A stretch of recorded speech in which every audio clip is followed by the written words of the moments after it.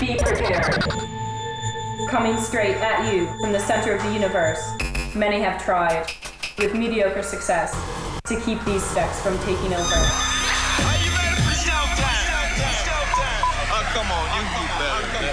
Are you ready for showtime? 1, 2, 3, 4, 5. Break down, baby. Who the hell is this? Alan, you have been described by your enemies as evil, insane, manipulative.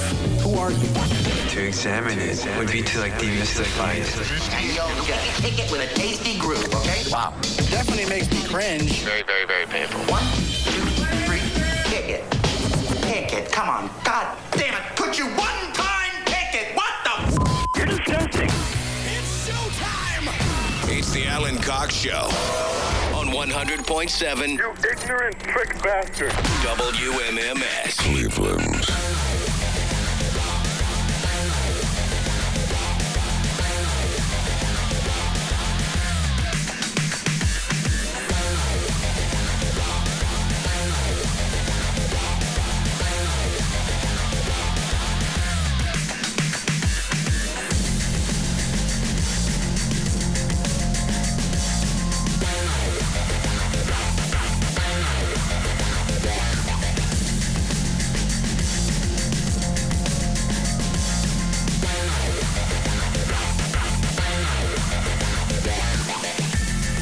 Hey, what's going on, everybody? Good afternoon. Hi there. Hi, everybody. Welcome. My name's Alan Cox. Thank you for showing up. Greetings and salutations and all that. Say hi to Bill Squire, who's here too. Hey, what's going on, everybody? Happy Friday. Indeed. Another Friday. Congratulations. Erica Lorne is out. Poundcake is back behind the glass. Afternoon, white people. Happy Friday. How you feeling, Poundcake? I'm good. How's that day gig going? It's going well. Yeah? Yeah. You hitting your quotas? Yeah. All right. Just want to make sure. Why? I'm sorry? How come? He cares about you. I mean, not really, but... I was just curious. I'm a being of infinite curiosities.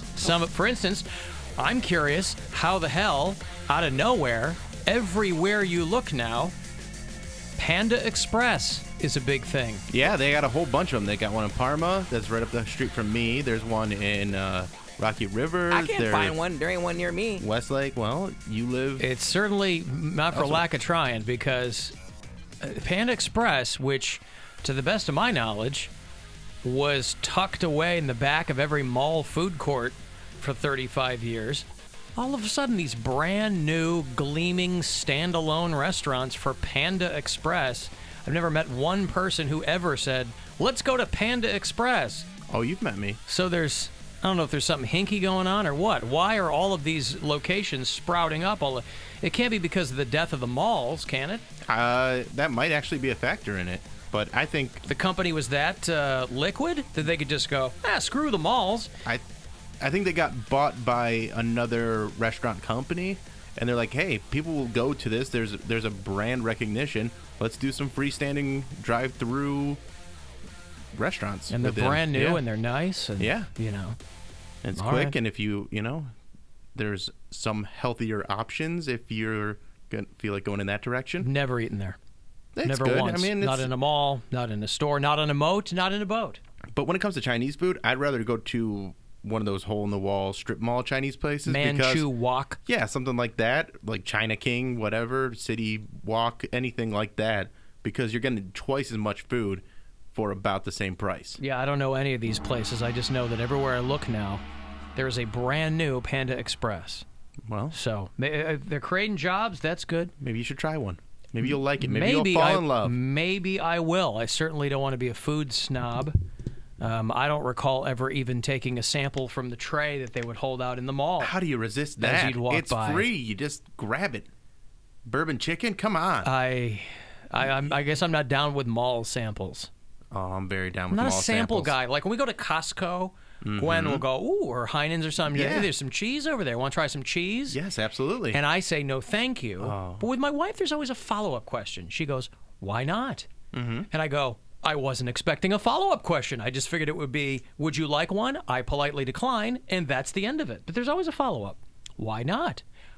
And now I have to come up with a reason why. I would not like a piece of cheese right now, which, again, is a phrase I won't say very often.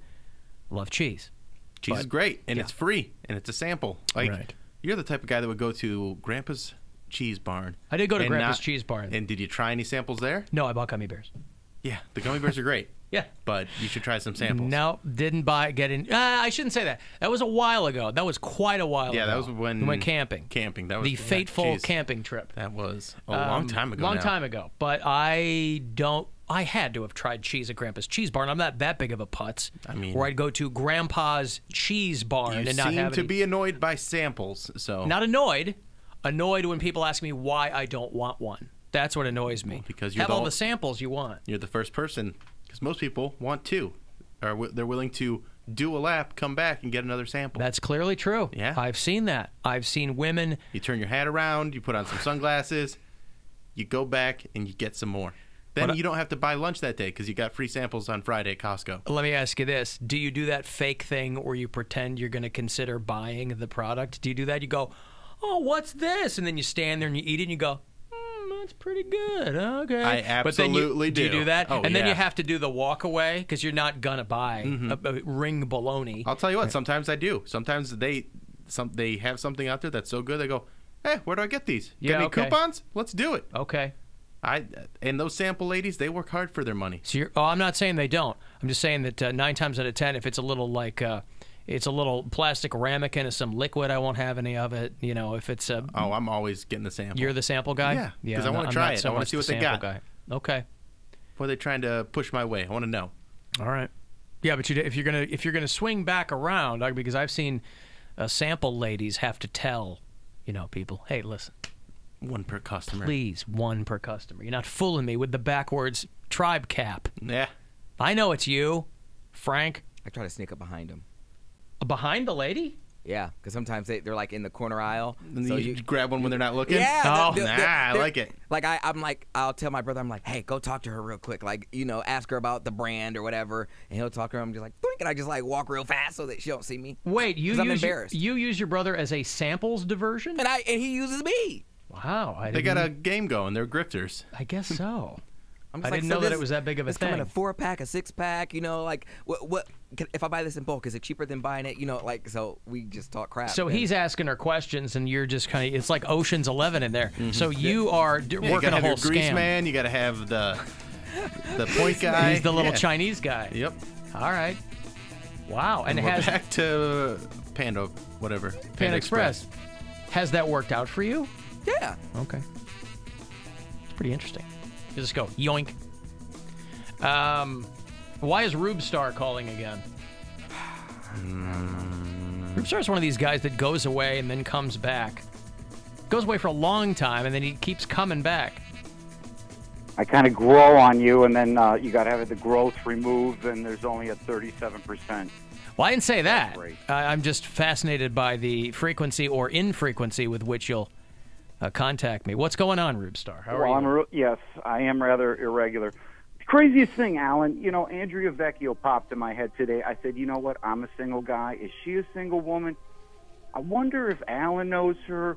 What if I asked her, is there anything more romantic than being asked out on a date on the Alan Cox show? Yes, literally anything else. Everything. Remember the guy who called and wanted to propose to his girlfriend on the show? And that all fell apart. That was great. It just went to shrimp immediately. Andrea Vecchio is a beautiful woman. I don't know that I've talked to her in a minute. She's got her own thing now. I don't know if she's a single woman. I don't know. I could not speak to that with any certainty, Rube Starr. What would you like to say to her? Hit me with your best shot. Well, we have very compatible birthdays, Alan. She's a Virgo 1, I'm a Capricorn 2. It's a match made in heaven. And the Chinese zodiac, she's a dragon. O.J. Simpson was a Capricorn 1.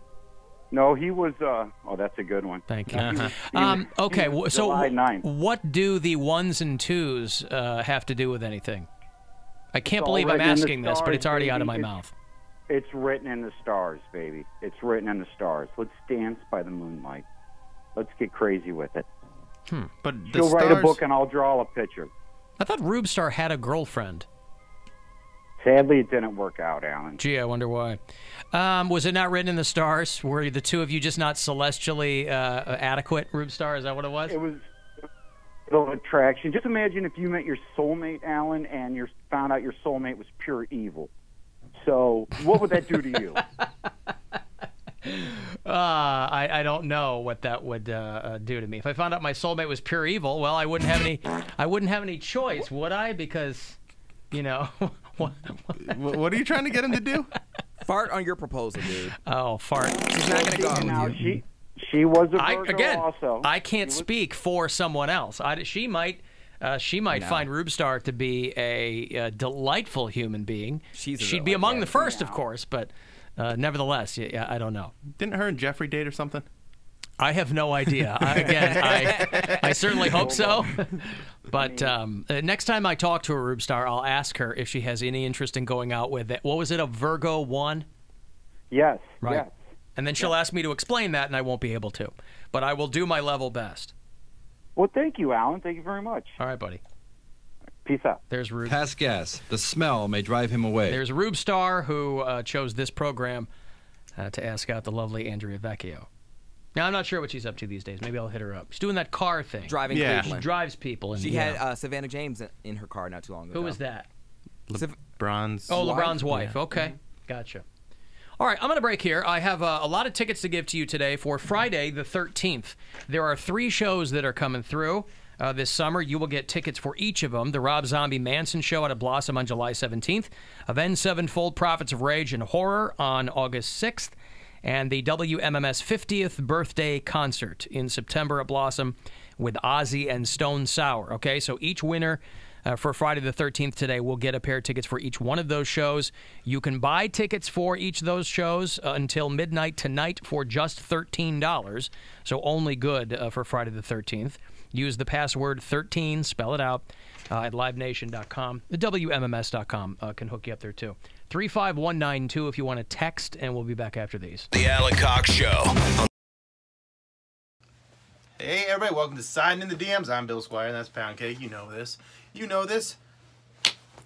Exes, booty calls. What you think about those? I mean, you don't really have an ex, but you definitely have people that you've hooked up with. Oh, yeah. Then how often do you get a late-night text? In college, I used to get them all the time. Not so much now because since we graduated, we kind of all went our separate ways. Like, we live in different areas. But when we lived right around the corner from each other, it was pretty much a DOD. Yeah. A dick on demand. Right. I knew what it meant. For them, in case they didn't know. Mm-hmm. But, like, see, it's very different now. That's why I recommend you have sex with someone that has a deal breaker. I've had a lot of sex with people that have deal breakers. Like, one time I had sex with this guy and everything was perfect. Like, we lined up perfectly, and then I found out he was a Trump supporter and I wanted to take my sex back. But you can't. But I can't. But the sex was really good, and I was like, you know what? I was like, why do I gotta suffer because he voted for Trump? So we kept the sex going, and it was like a constant thing. And then I was like, okay, I know I'm not gonna date him. It's not a deal breaker. Just get you some. Like, I'm just there painting my nails. I'm like, yeah, just get you some good D and have that be it. You're a disgusting human being. Why? You have no values. I mean, I had already done it, so it's not like I'm adding to my number, so I'm just getting mine. But you know that about him, and then you keep going back. Yeah. I have a friend last night that was debating whether or not they should go out for a booty call, a potential booty call. Like, go out to a bar, meet up with this person, and then see where it goes. So he's dating for a booty call. Yes, but that's not how you do it. I know. You can't date for a booty call. And I said, don't go. And they went. I'm keeping this very... Okay. Yeah. They went, and then this morning, I was like, how was it? And they just sent me a Snapchat, just like, I'm like, I told you not to go. See? Okay, but see, this is the problem. You told you not to go. You didn't, because all they wanted was sex, and they didn't get the sex. Yeah, got a late night. Have they not learned anything from Jersey Shore? You know people's DTF. You send a quick text, like... If your preference is D, there are so many different ways to get D. You can get it online, you can get it on a back page, you can get it in the alley. Like, you can get D anywhere. They literally give that away. So, going on a date, I mean, I don't understand. don't get a disease D, but like you can literally find a D if you want one. D's are everywhere. Yeah. And all you gotta do is ask. Men are myself included, we're the worst pigs ever. If a girl or sometimes guy walk up to you and you're not in a relationship and you know they look halfway decent and you literally say, "Hey, would you like to have sex with me?" Most men would be like, your car or mine. Like, right, yeah. I was reading this thing about a guy that did this experiment on Tinder where he was being real gross to women on Tinder, but he was using like model pics. So like normally if girls saw like a regular guy doing this stuff, they'd be like, block, you're disgusting. But he had a ton of success with girls being like, normally I'd block you, but you're cute, so let's hook up. Yes. He got like all these girls' numbers because as much as men are pigs, women also like a good-looking person. There's a reason. It's just the way that we are. Yeah, that's humans. There's a reason why men have groupies and women don't, because women have stalkers. Yeah. Women, like they'll just like, oh, I look good. Look at my big boobs. Look at my big butt. And the men are like, you could come behind the velvet rope. Mm-hmm. So it's a double standard and it sucks, but it is what it is. Yeah, I got a text from an ex recently, we'll say, and it was more of it wasn't like a booty call or anything like that. It was more of a just checking in. They were drunk. They were checking in, and it was nice. But I wasn't like, I'm not in any situation where I'm gonna. I just don't even want anything to do with it right now. This is like the most mature I've ever been in my entire life, where I'm not trying to like you gotta spin things into sex. I'm just like Like I had that. When are they gonna be gone? It takes time. It literally takes time. The guy that I had feelings for, that the closest thing I ever had to a boyfriend, I had to stop having sex with him for a while, and then he became my DOD. Like, and then like it was a thing because I was like, he became more and more disgusting to me as I, spent more time with him because this is like after I already like cut him off, blocked him on Instagram and Twitter and all that stuff. I didn't want to see any of his updates. But every single bar I would go to, he would be there, so I couldn't escape him. And so he would get drunk. He's like, "Hey, Cody, like what's up?" I'm like, I can't handle it. I can't think of someone the same way after I've seen them naked. Like it's just a feature of me. After I see your O face, like I can't look at you the same way. Yeah, no, that's true. There's always something there. There's only limited people on this earth that have seen this O-face. So you're a part of the privileged group. It's like being a president. Yeah, like 10% of the population's seen it. Okay. That's a lot of people. Yeah, that's about 7 all the billion? gay people. Yeah. Okay, I'll go Americans. That's 350 million. Yeah. So how many people is that? About 30 million. Is that about your number? Well, I don't know. I lost count. All right. Thanks for watching, guys. We'll be right back.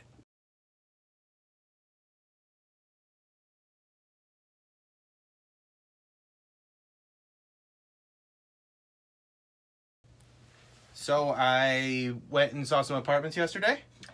And how did that go? I found one that I like a lot. In your price range? Yeah.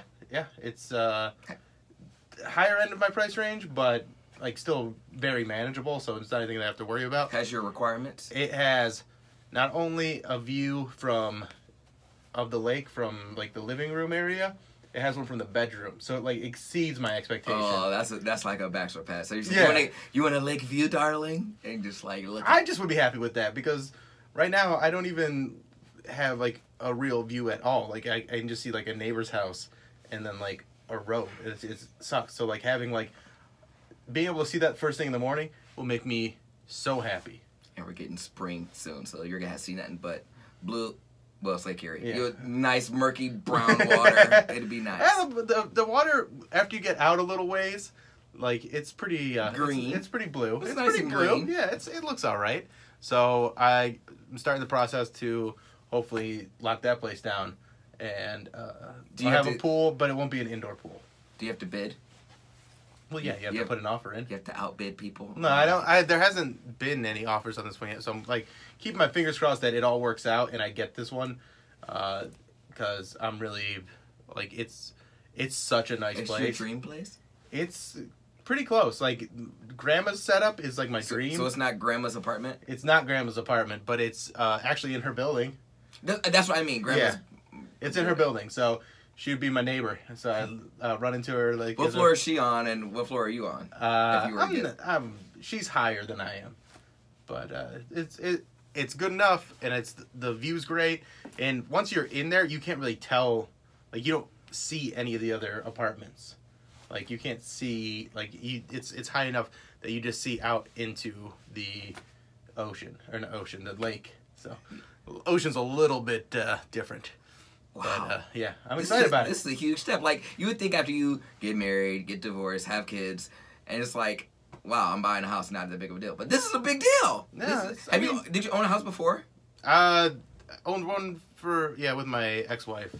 We owned one together, but this will be like the first one that like is all mine. And I can do what I want, to paint how I want, to decorate it how I want. And I'm starting like from scratch because like I have some furniture, but I'm just gonna like I don't need that. I want to see how it's decorated. I'm gonna I'm not going to choose like I'm gonna take someone. Hey, get stuff away! Okay, next Saturday, we are going to be doing the first annual Flats East Bank Superhero Bar Crawl with Great Lakes Brewing Company.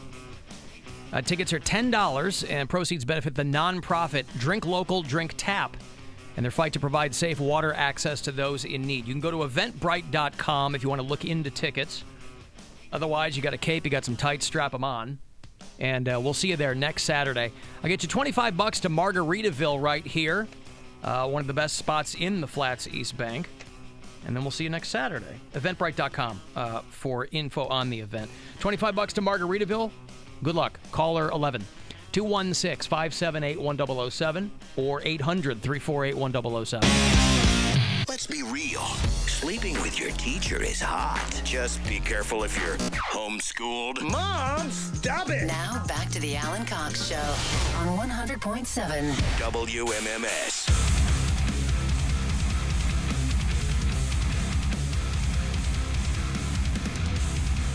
People are telling me on the live feed that I'm already nipping out. I don't know about this feed here. Oh, yeah? About this angle. I mean... I'm going to be self-conscious the whole time. Don't worry about it. You sure? You have nipples, and you should not be ashamed of your nipples. Well, I'm not ashamed of them, but I don't want them... Front and center? Poking everybody in the face if they're watching the live stream on our YouTube channel. Because we've been dicking around with my camera the past couple of days. Yeah, trying to figure out a good angle for you. A good angle. And this one showcases your nipples just fine. Well, I don't want to showcase them, but I also don't want... what you're going for? No, it's not. I just noticed that people were pointing it out. Because I'm usually, for whatever reason, I had to stop making fun of Poundcake because he nips out too. Apparently, I do the same thing. Maybe I'll just tape mine. You know, we played that. Oh, yeah. That girl. We got some Band-Aids in the office. Yeah, her school told her that she had to tape down her nipples. Maybe I'll do that. Do you want to borrow my hoodie? No, I'll be too hot. Yeah. No. It's a warm day. It's very nice out. I guess rubbing them is not going. It's going to have the opposite effect. Yeah. So I don't know. If you're trying to not call attention to them, you're doing a very bad job. Right. Can we just take your shirt off? We'll just draw in some. Yeah. Do you want me to? I can put the show logo right over top of you. No, it's okay. Over my face. No, it's all right. I'm being overly self-conscious. That's what I get for peeking in on the live chat. I usually don't, but I usually don't peek in on the live chat. But I did. There. How's that look? Well, let me look at it'll take a second for it to show up on the stream, but for half a second, I go and look at the chat, and it's like a black bar. It says, "Alan's already nipping out." Is it showing up yet? There's a little bit of a delay. Yet. That's fine. I know. Not yet. If you want to watch the live stream, it's at youtube.com/The Alan Cox Show. Uh-huh. And it's interesting because you get to see Alan's nipples. They do say you look great from this angle. There's a lot of people that enjoy it. Well, there you go. All right. Well, oh, hey, there we go. The show logo over my nipples. Oh, yeah, I don't mind that. Yeah, I don't mind. Listen, you're the director. Mm-hmm. I trust in your vision, so you do whatever you've got to do. I don't want to be overly self-conscious. I can make it a little more transparent too, so you don't have to semi-opaque. Yeah. Maybe I'll just come in here and I don't know. I took it off. See, part of it is that I am self-conscious because, I'm getting older. Mm-hmm. Not getting, I am. And I don't want to get like like middle-aged man chest. I don't want that. So I've got to make sure that my pecs are in order. And right now they don't look like they are. Again, I'm belaboring a point. Yeah, you're overthinking it. I'm I would love overthinking it. to have the moves that you have. The moves. Yeah, that's what I'm talking about. I want that. Mine are full like C cups right are now. They? So Good yeah. for you. Well, then make sure that you tape yours. Yeah. Gee, well, Alan, I just have my camera so it. Well, my camera's so close, like I'd have to you're be like, really far back. You're sternum up. Yeah. There's too much of me in the frame, maybe. Alan, who would have guessed that Poundcake was a snack grifter? Yeah, everybody wouldn't have known that. I mean, he's always talking about when he goes to like events, he's going to try and take snacks home with him. I got to say, I do like that you and your brother do a two-man job, though. You're like Cusack and Benning in the Grifters. Yeah, you got to have a plant there. Mm-hmm. I mean, yeah. Now, that's all you have to say about it. Yeah. He's not going to deny it. But what are in recent memory, or has it been a long time since you've worked this It's been scam? a long time. Okay. Because I don't see my brother that often. But and what we don't go to the store that often. Can you recall what the samples were that warranted that level of deception? Because you're not going to roll that plan out for just anything. I don't remember what it was. I remember it was at Sam's Club, and Sam's Club have like the most legit stuff. Like they'll, back there by the freezer aisle, they'll have all like the freezer dinners or like stuff you can heat up or stuff that you can make on a George Foreman grill or something like that. Yep. And they'll have you test it, and they'll have like their little umbrella stand and everything. So I'm like, ooh, this looks good. So we go both together, walk by and get one, and then we're like, okay, this is really good. How are we gonna like get another one? And I'm like, okay, I'll go up this time. You talk to her. You grab two. So one for him, one for me. So we both get something each time. And then the next time I go up, I'm like, oh, like, because it's not bad if you go up and get a second one. I'm like, oh, I really enjoy this. How much does this cost? Blah, blah, blah. I'll let her give me the, whole spiel. Did you give the jobs a name? Like, let's do the Flying Dutchman. Let's do the Fireman's Carry. Get help. Right. Thor Ragnarok. Yeah. Did you do anything like? Did My you give them brother's names? hurt. He needs help. And then she goes to run and find someone. You guys take all the food, and you're off. Mm-hmm. No, it should be Operation Snacks, but I don't have Operation Snack and grab. Snacks. Yeah, I can't think of the last Colon time. snacks. I can't think of the last time my brother and I went to like a Sam's Club or something like that. We don't really go to the store that often. I'm not home that often. But this is when we were with like our aunt, and so she's drifting off and buying bedding and stuff like that. We're like, we gonna go to the food. I gotcha. We're gonna go to the food aisle. We're gonna spend time, we're gonna be in here 3 hours. Yet, adult Poundcake is very annoyed by the prospect of the Yodeling kid screwing up his shopping experience. I'm not stopping and anybody. here he is Right. doing snatch and grab operations. I'm not hurting anybody. They're out for everyone. What if they have to pay for all those snacks that you've grabbed? They don't. Right, but you still knew enough to engage in some subterfuge. You were still trying to distract her so that you could make off with... That's for my own insecurities. That's because I don't want her to think I'm fat. Like I didn't. Why want do you her care to what the lady behind the sample know. counter I don't know. It's the same reason thinks. why I care about hearing the hissling and whistling of my beehole when I'm pooping here at work. So it's a thing. It's my own insecurities. It's something I have to work out. I didn't want her to think I was greedy, even though I know I am. So that's all. Did you say the hissling and whistling of your beehole? Hissling and twistling. Hissling and twistling. Clean butthole. Hissling and twistling. What's twistling? Like, when you have a fart, but you have to work it down, like, it's not quite out yet, so it's just like, you gotta, like, turn your stomach a little bit. No, I'm not aware of this at all. I've never had to work out a fart. Because sometimes farts don't always come out. Like, you feel them, but it's like, it's not quite there yet. Like, when you I got feel you. It's still up there in your yeah, guts. like, Okay. like, there's sometimes you have to burp, and you're like, nope, it's not there yet. And then it's like, there it is. And You gotta lean over and do the one cheek sneak. Yeah, I got So it's the twistling, not whistling. It's not a whistle yet. It's still, you gotta push it down. Twistling. Twistling and whistling. Hissling and twistling. Yeah. Hissling and twistling. Hissling and twistling. Our $1,000 bribe, which we have extended a number of weeks, by the way, means that you'll be able to get your share of $880,000. That will be, when all is said and done, the full amount of money that we will have given away. So plenty of chances for you to win. We do this once an hour. Good luck. Your shot at $1,000 now.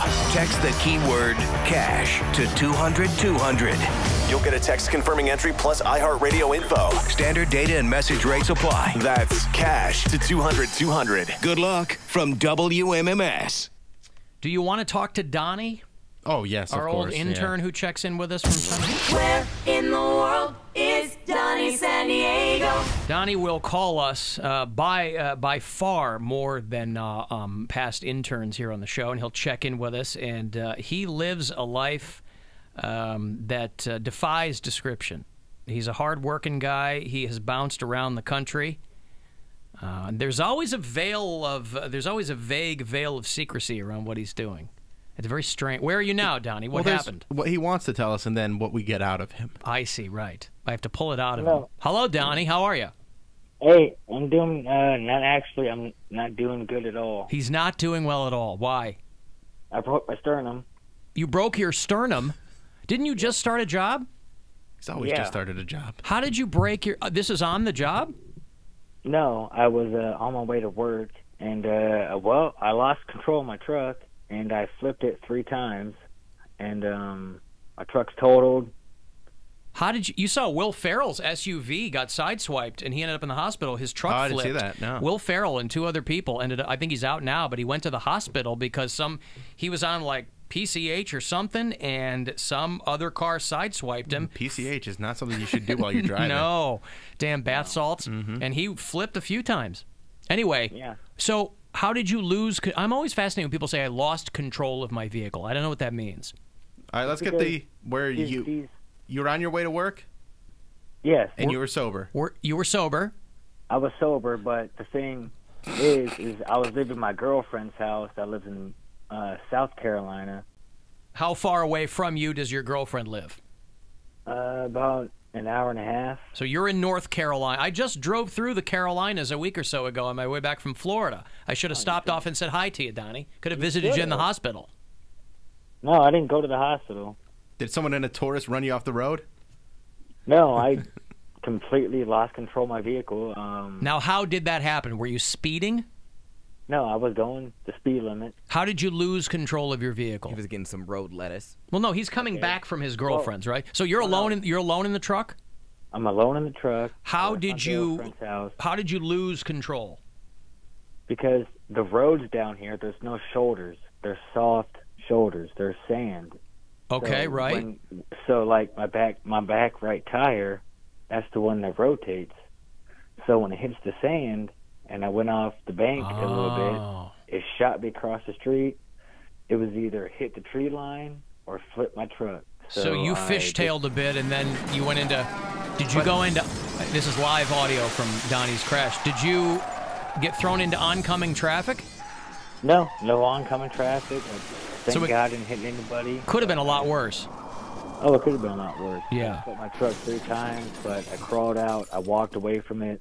Is this a pickup truck? What do you drive? It was an 02 Dodge Dakota extended cab with, the 4 doors. Yeah. So big truck. Yeah. Big truck. It's a mid-sized truck. Okay, all Dakota. trucks look big to me. Okay. Okay, so you flipped the thing. Did anyone come to your aid? Was there other traffic? Did you have to haul yourself out? Were you stuck? What happened? Did you need the jaws of life? No, my truck was on the side.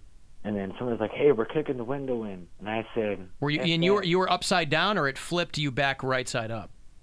No, I was flipped on the side. Okay, so you had to crawl up through the other door. They were like, "Hey, we're getting the window open. We're getting the window open. We're gonna break it open." I'm like, "No, you're not." Was there any open flame? Were you in danger of the gas tank igniting or anything like that? Well, I mean, that's through my mind. Right.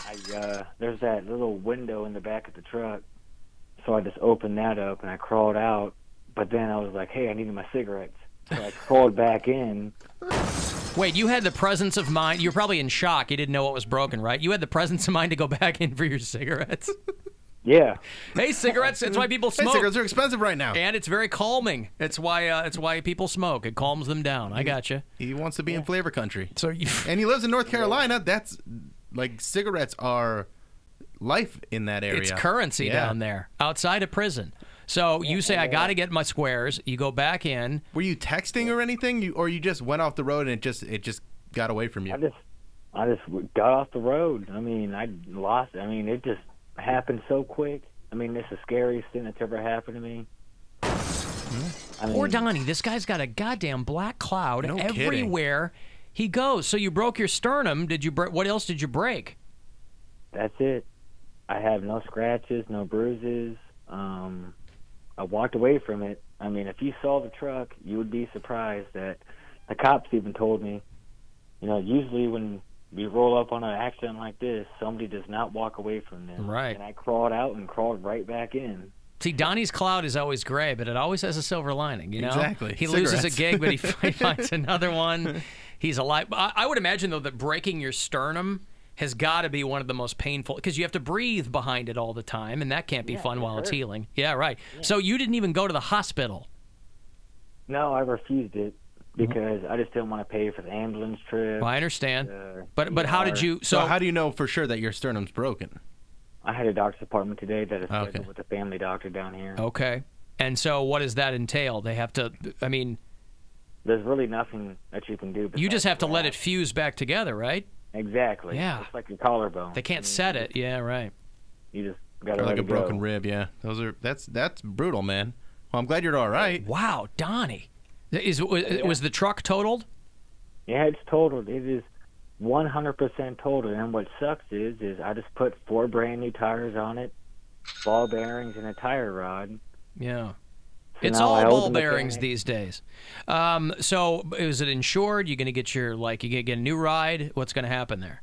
No, it's insured. I already got a car. What are you driving now?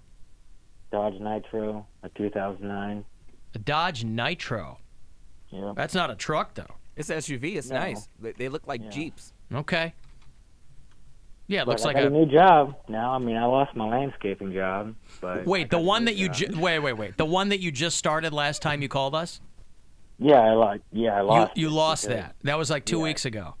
Yeah, the job's gone. How did that happen, Donnie? Because I got into the accident, and I couldn't show up for work. Oh, okay. Oh, you lost because of the accident. I was like, hey, look, I'd gotten, into an accident. I can't show up for work. I'm too sore. I understand. Well, then how did you get a new one? I imagine you're going to be sore for quite a while. Well, no, I got a driving job. A driving job, okay. That seems perfect. Yeah, driving for Amazon for the post office. Okay, well, just make sure you stay on the road. Stay on the road for Amazon, right. Those soft shoulders. Wow. All right. But Did your girlfriend come up to console you? No, we had a date today, but... She didn't even come up to see you? Well, she's got other boyfriends. No, she didn't. What, are you upset about that? I don't really care. I mean, she has a kid, so I don't care. I mean... You drive 90 minutes to see a girl who has a kid.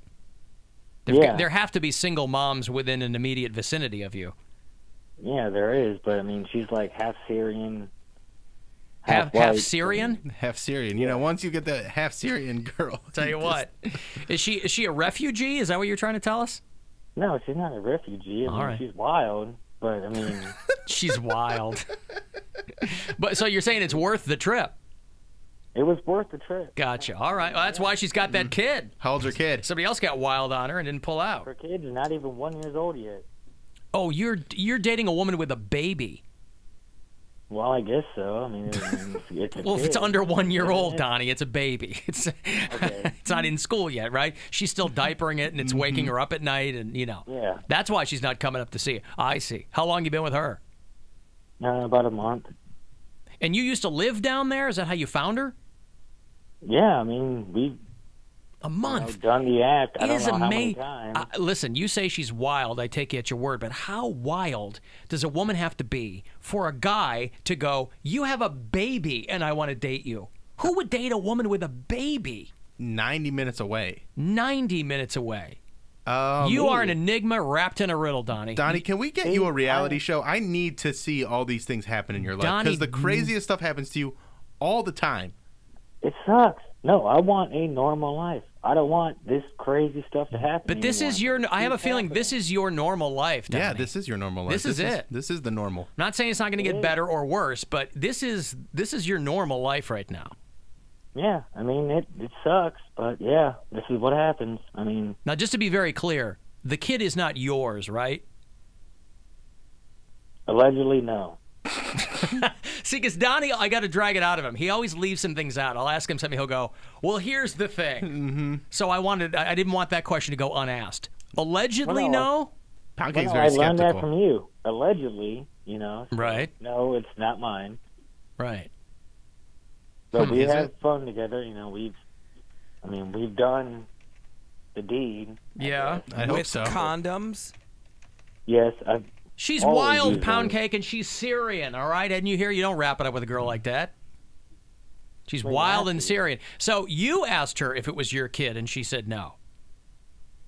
No, I know it's not mine because there's no way it could be mine. But Because of the timing? Whose is it? I don't know. I mean, it could be. But But don't you want to know, Donnie? no, I don't. You don't want to know, because I'll tell you what, she's going to tell you in about 5 or 6 years when she needs money that if that's your kid or not. Well, I'll be somewhere disappeared, probably, hopefully in France or. Disappeared. Oh, Yes, God. please, please take your adventures to France. Please go overseas. I got to keep this "Where in the World is Donnie San Diego" thing going. Because I plan on moving here pretty soon. I don't know where I'm going to go, but Listen, you've always got my number, Donnie. I got your number. Yes, All I right. do. Yes, sir. I'm glad you're alive. Take care of yourself, okay? I'm alive. All I'm right. feeling good. Keep in touch, Donnie. All right. All right, buddy. Where in the world is Donnie San Diego? Oh, I love that kid. I love the adventures of Donnie Donnie. is the best. And I don't buy for 1 second that he just went off the road and that's what happened. Oh, I believe that. I believe that. There is something else that was happening. I believe that, but I also But they believe the kid is his. Yeah. There's no way that kid is allegedly not his. See, people text me, they go, every time I tune in and Donnie's on, I think it's a best of. Because we've played Donnie clips before, right? Right. He's got so many good ones, though. They're great. Every time we've never had a call from Donnie where we're all like, yawn. Boring. It's right. Because he'll always give you a little something, and then this one started off with, oh yeah, there's a car crash, but also I might be a dad. Right. Like that. He always buries the lead. Yeah. Always. Wouldn't it be amazing if we found out Donnie doesn't pull out the lead? Wouldn't it be amazing if we found out he was fabricating everything? Like he's an aspiring writer and he's just stringing us all along. I'd be happy with that. That would be but great. I just don't think that's the case. I think these Yeah. are all real things. I don't think Poundcake's a fan, though. No, Poundcake is skeptical. I'm also skeptical. He's leaving out details, right? I absolutely think he's leaving out details, but I think the framework is sound. Right. I think I'm with you on that. I just nothing in your life happens like you don't have continuously bad luck all the time without you doing anything to make that happen. Like these are all some people do. No, Well, but it's no like one's him luck when is he's that bad. like, oh, I took a drug test, but I smoked meth 2 days before.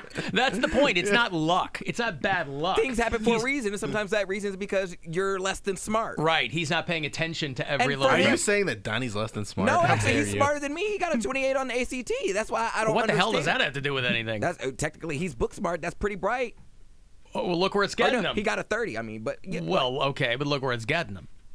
that's what I'm saying. 30 so. out of 100 is not that good. 30 out of 36. Oh, I thought it was back in the day. It was 31. I was gonna say, holy cow, he got a 30 because my son just took the SAT, and he's taken all that stuff. And The highest you could get is 36. It's scored differently than when I was in school because they've moved the chains on that, so I don't know what's good and what's not anymore. But okay, anyway, I've got a break. I'm going to have some of those Friday the 13th tickets for you coming back all day today. I'm going to have tickets for you for the Rob Zombie and Manson show at Blossom in July. Avenged Sevenfold, Prophets of Rage and Horror are going to do August 6th. And the MMS 50th birthday concert with Ozzy and Stone Sour in September at Blossom. Going to be a very busy summer for you out there at Blossom, too. So we'll get you tickets for all three of those today. Friday the 13th, you can buy tickets for any of those shows. Use the promo code 13, the word, at WMMS.com until midnight tonight. The Alan Cox Show on 100.7 WMMS. And everywhere you go on our... Welcome to Sliding in the DMs. I'm Bill Squire. That's Poundcake. And I am going to look for a place to live today. What is like the main thing that you look for when you're... I mean, price isn't a thing. Just something that is really important to you when you're picking out like an apartment or, a domicile. This is going to sound really shallow, but how close is the nearest gay club? Okay. And this is what I consider. Location is important. Because Location. Because I want to be somewhere where, not just the gay club, but like everything. Like I'm young, I want to go out. I don't want to have a $15 Uber ride every time I want to go downtown somewhere. So location is important, and I want to make sure that when I go outside, my car isn't broken into. Yeah. So I don't want to live in the hood. Well, that's one of the factors that I'm definitely looking at is I want not just my car to not get broken into. I don't want my car to even be outside, get snowed on. So in a garage. Like a garage is really important to me right now. I want to have a garage. I don't want to be searching for parking. Like I've had, you know, parking places like it. I've just lived all over the place. There's some units available at Gay Bay. This is my 6th place, but I'm looking to buy. So I don't want to buy over there either. And you guys don't have a garage, do you? Yes, we do. Oh, you do have a garage, but you have a bunch of stuff in it. You offered the futon in the garage for me to live in. Yeah, we have Honestly, that might not be bad just to stay there for a bit, stack some cash, and then... Yeah, we have a garage because my roommates have motorcycles, so they store the motorcycles in the garage. But no, like, so location, I don't really care about space too much. That's a big one for me this time. This is me being a single guy. I can have a studio and make do with it and jazz it up. One room, efficiency, you know, bathroom, kitchen, all in one little space. I need a big master bedroom. That's what I want this time. But you have a big master bedroom with a studio. But I have kids over. Like I don't want to. Fair, okay. I don't want to just have my kids in the space that I sleep and stuff like that. So I need 2 bedrooms. I need at least 1.5 baths. So a lot of condos that I'm looking at have what I'm looking for. You're really looking to buy. Yeah. But I think you're making a very permanent decision off of temporary. No, this is what I've wanted to do for a long time. Wow. I just haven't done it. That is a huge step. Why not? What have I been waiting for? I can do it, so why not do it? And I know enough, and I have enough friends that if I need to fix some stuff up and like make some adjustments, I can buy a place that's not exactly what I want, and I can make those changes. So layout's really important to me. Location's really important to me, and I want that huge master bedroom because I want to get a big bed. I want a king-size bed. You want like a shack bed. Yeah. I want one of those beds where you can roll over 4 times and still not be off.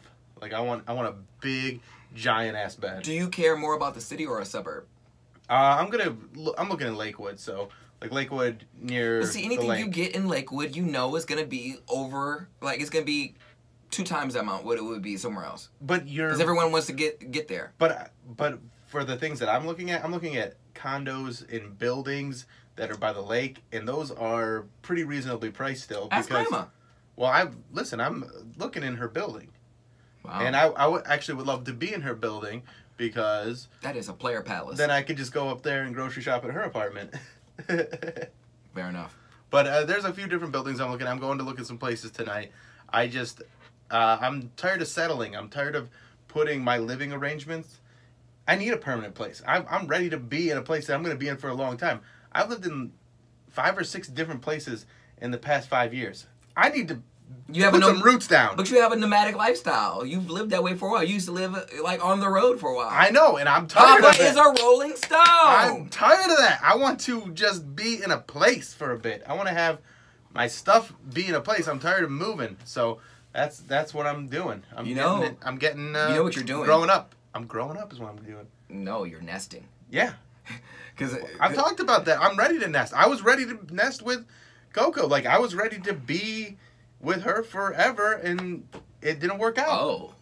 Jeez, forever. I was ready. Like, I wanted it, and it just didn't happen that way because there's just some fundamental differences that could not be resolved, and I'm sad. I'm real sad about it. I can tell. Yeah. Well, tell your realtor that. See if you can get a crying discount. Like, but I really want this. Yeah, we'll see. All right, we'll be right back.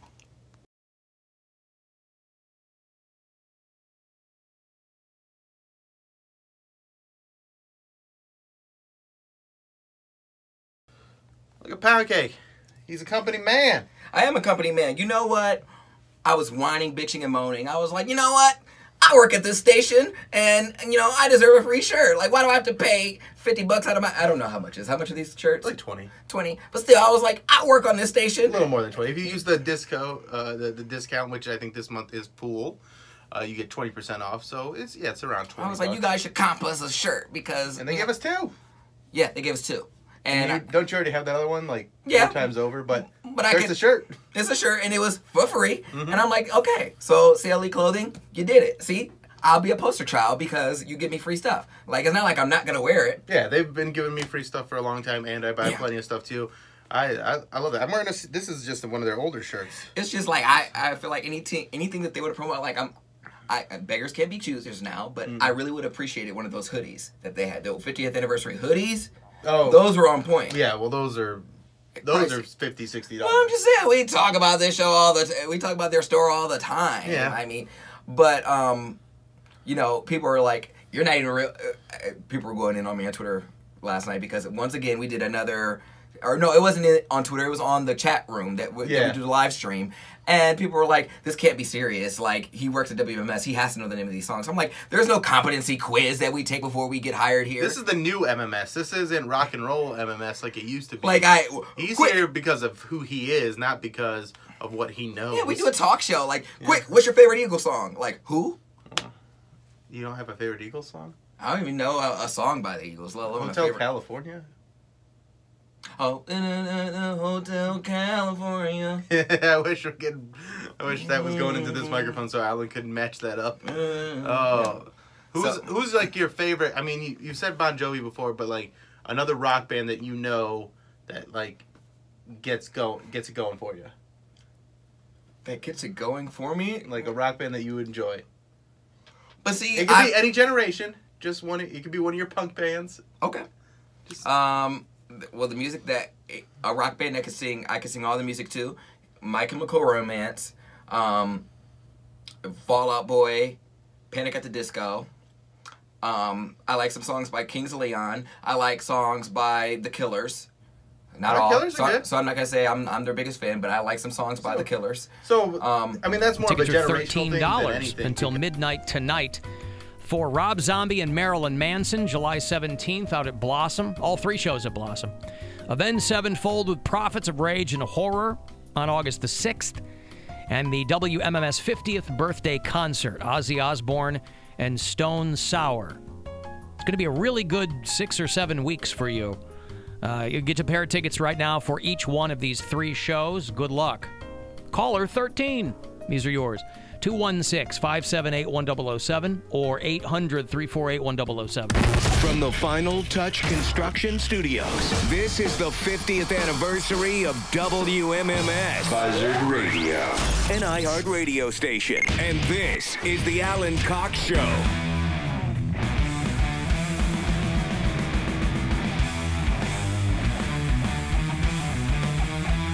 35192 want to text me. AlanCoxShow.com for everything else. You can listen to the show live there via iHeartRadio or watch it live at our YouTube channel at the bottom of the page there. Congrats, by the way, to John Holan. He's out in Eastlake, and he won our pair of tickets for tomorrow night. He's going to go to the 33rd Annual Rock and Roll Hall of Fame induction ceremony.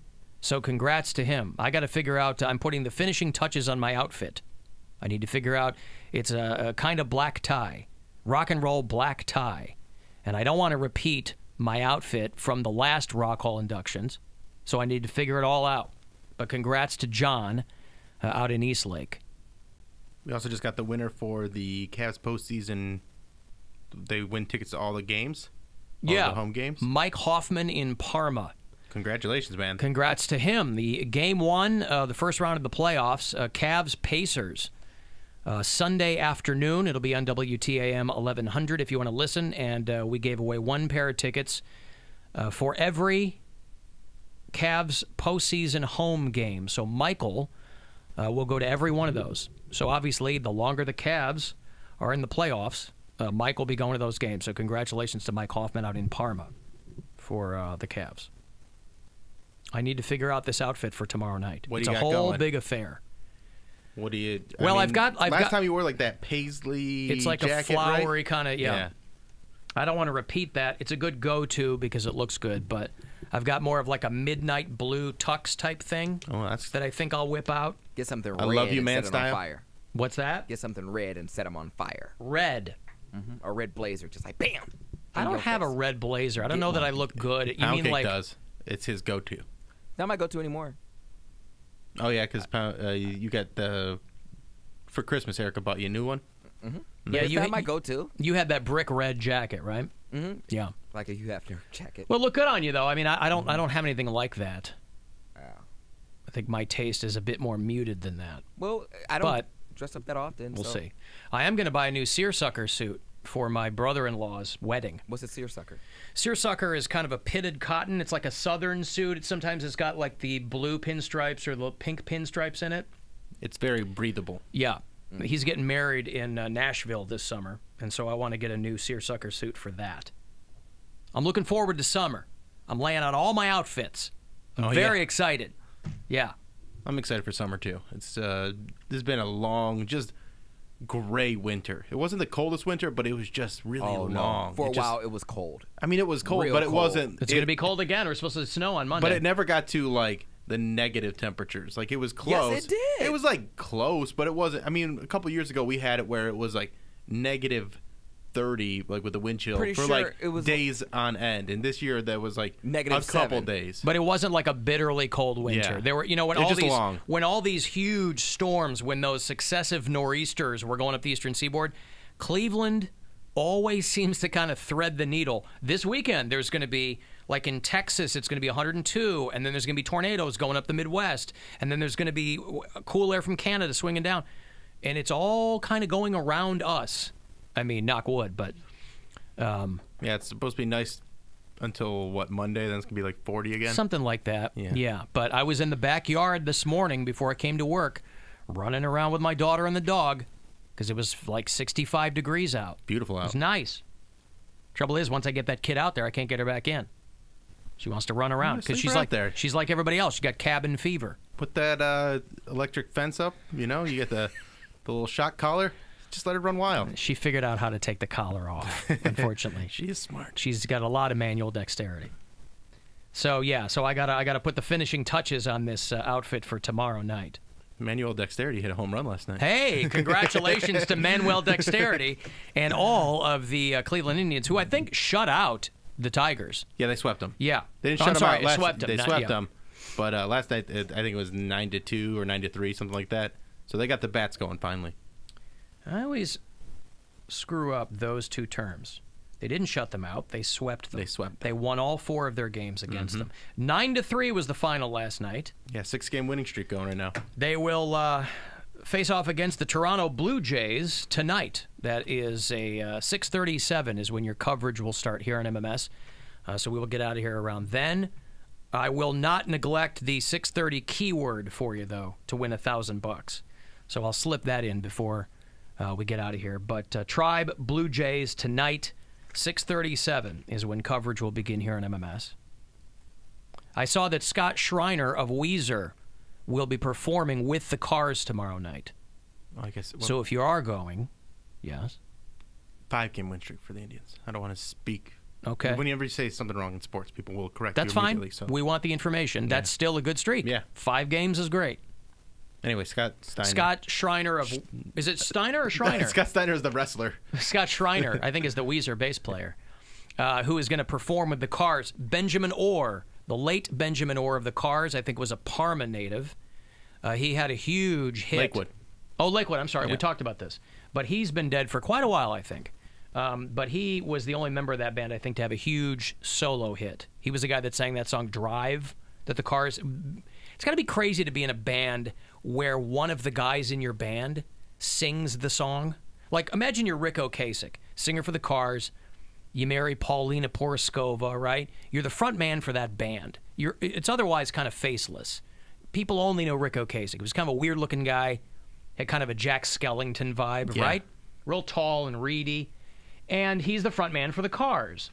And then Benjamin Orr, who I think was the keyboard player or the bass player, something. He goes, hey, can I sing a song? Because he did a solo album of his own. I think he might have had a solo hit. But he sings Drive, and it ends up being the Cars' biggest hit, like by far. And Benjamin Orr sings the song.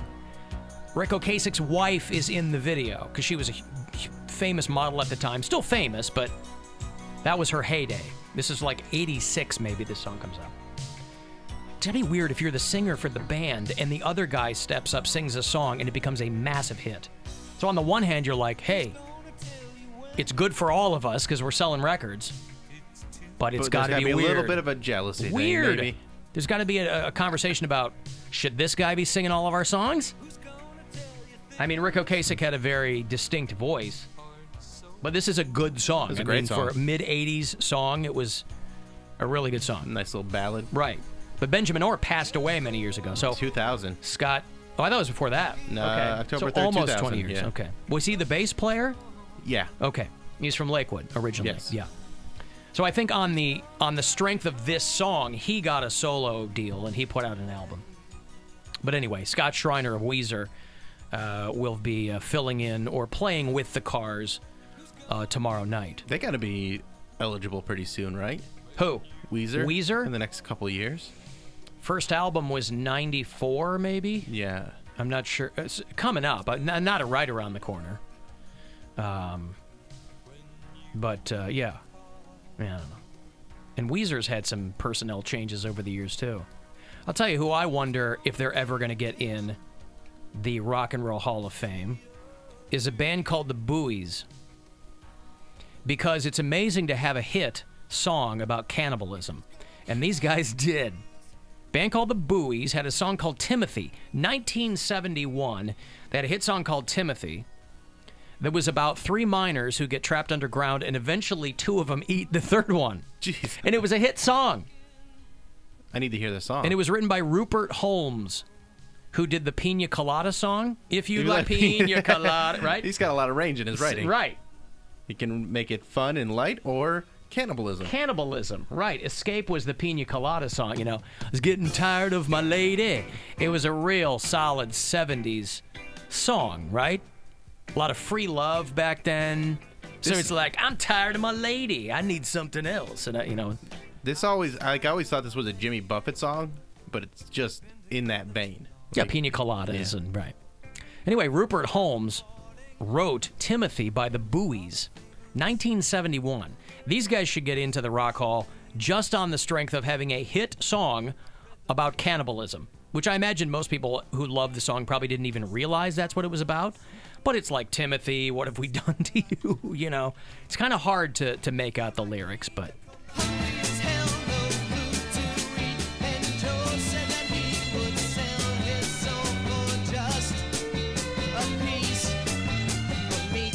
He would sell his soul for just a piece of meat. You can see where this is going.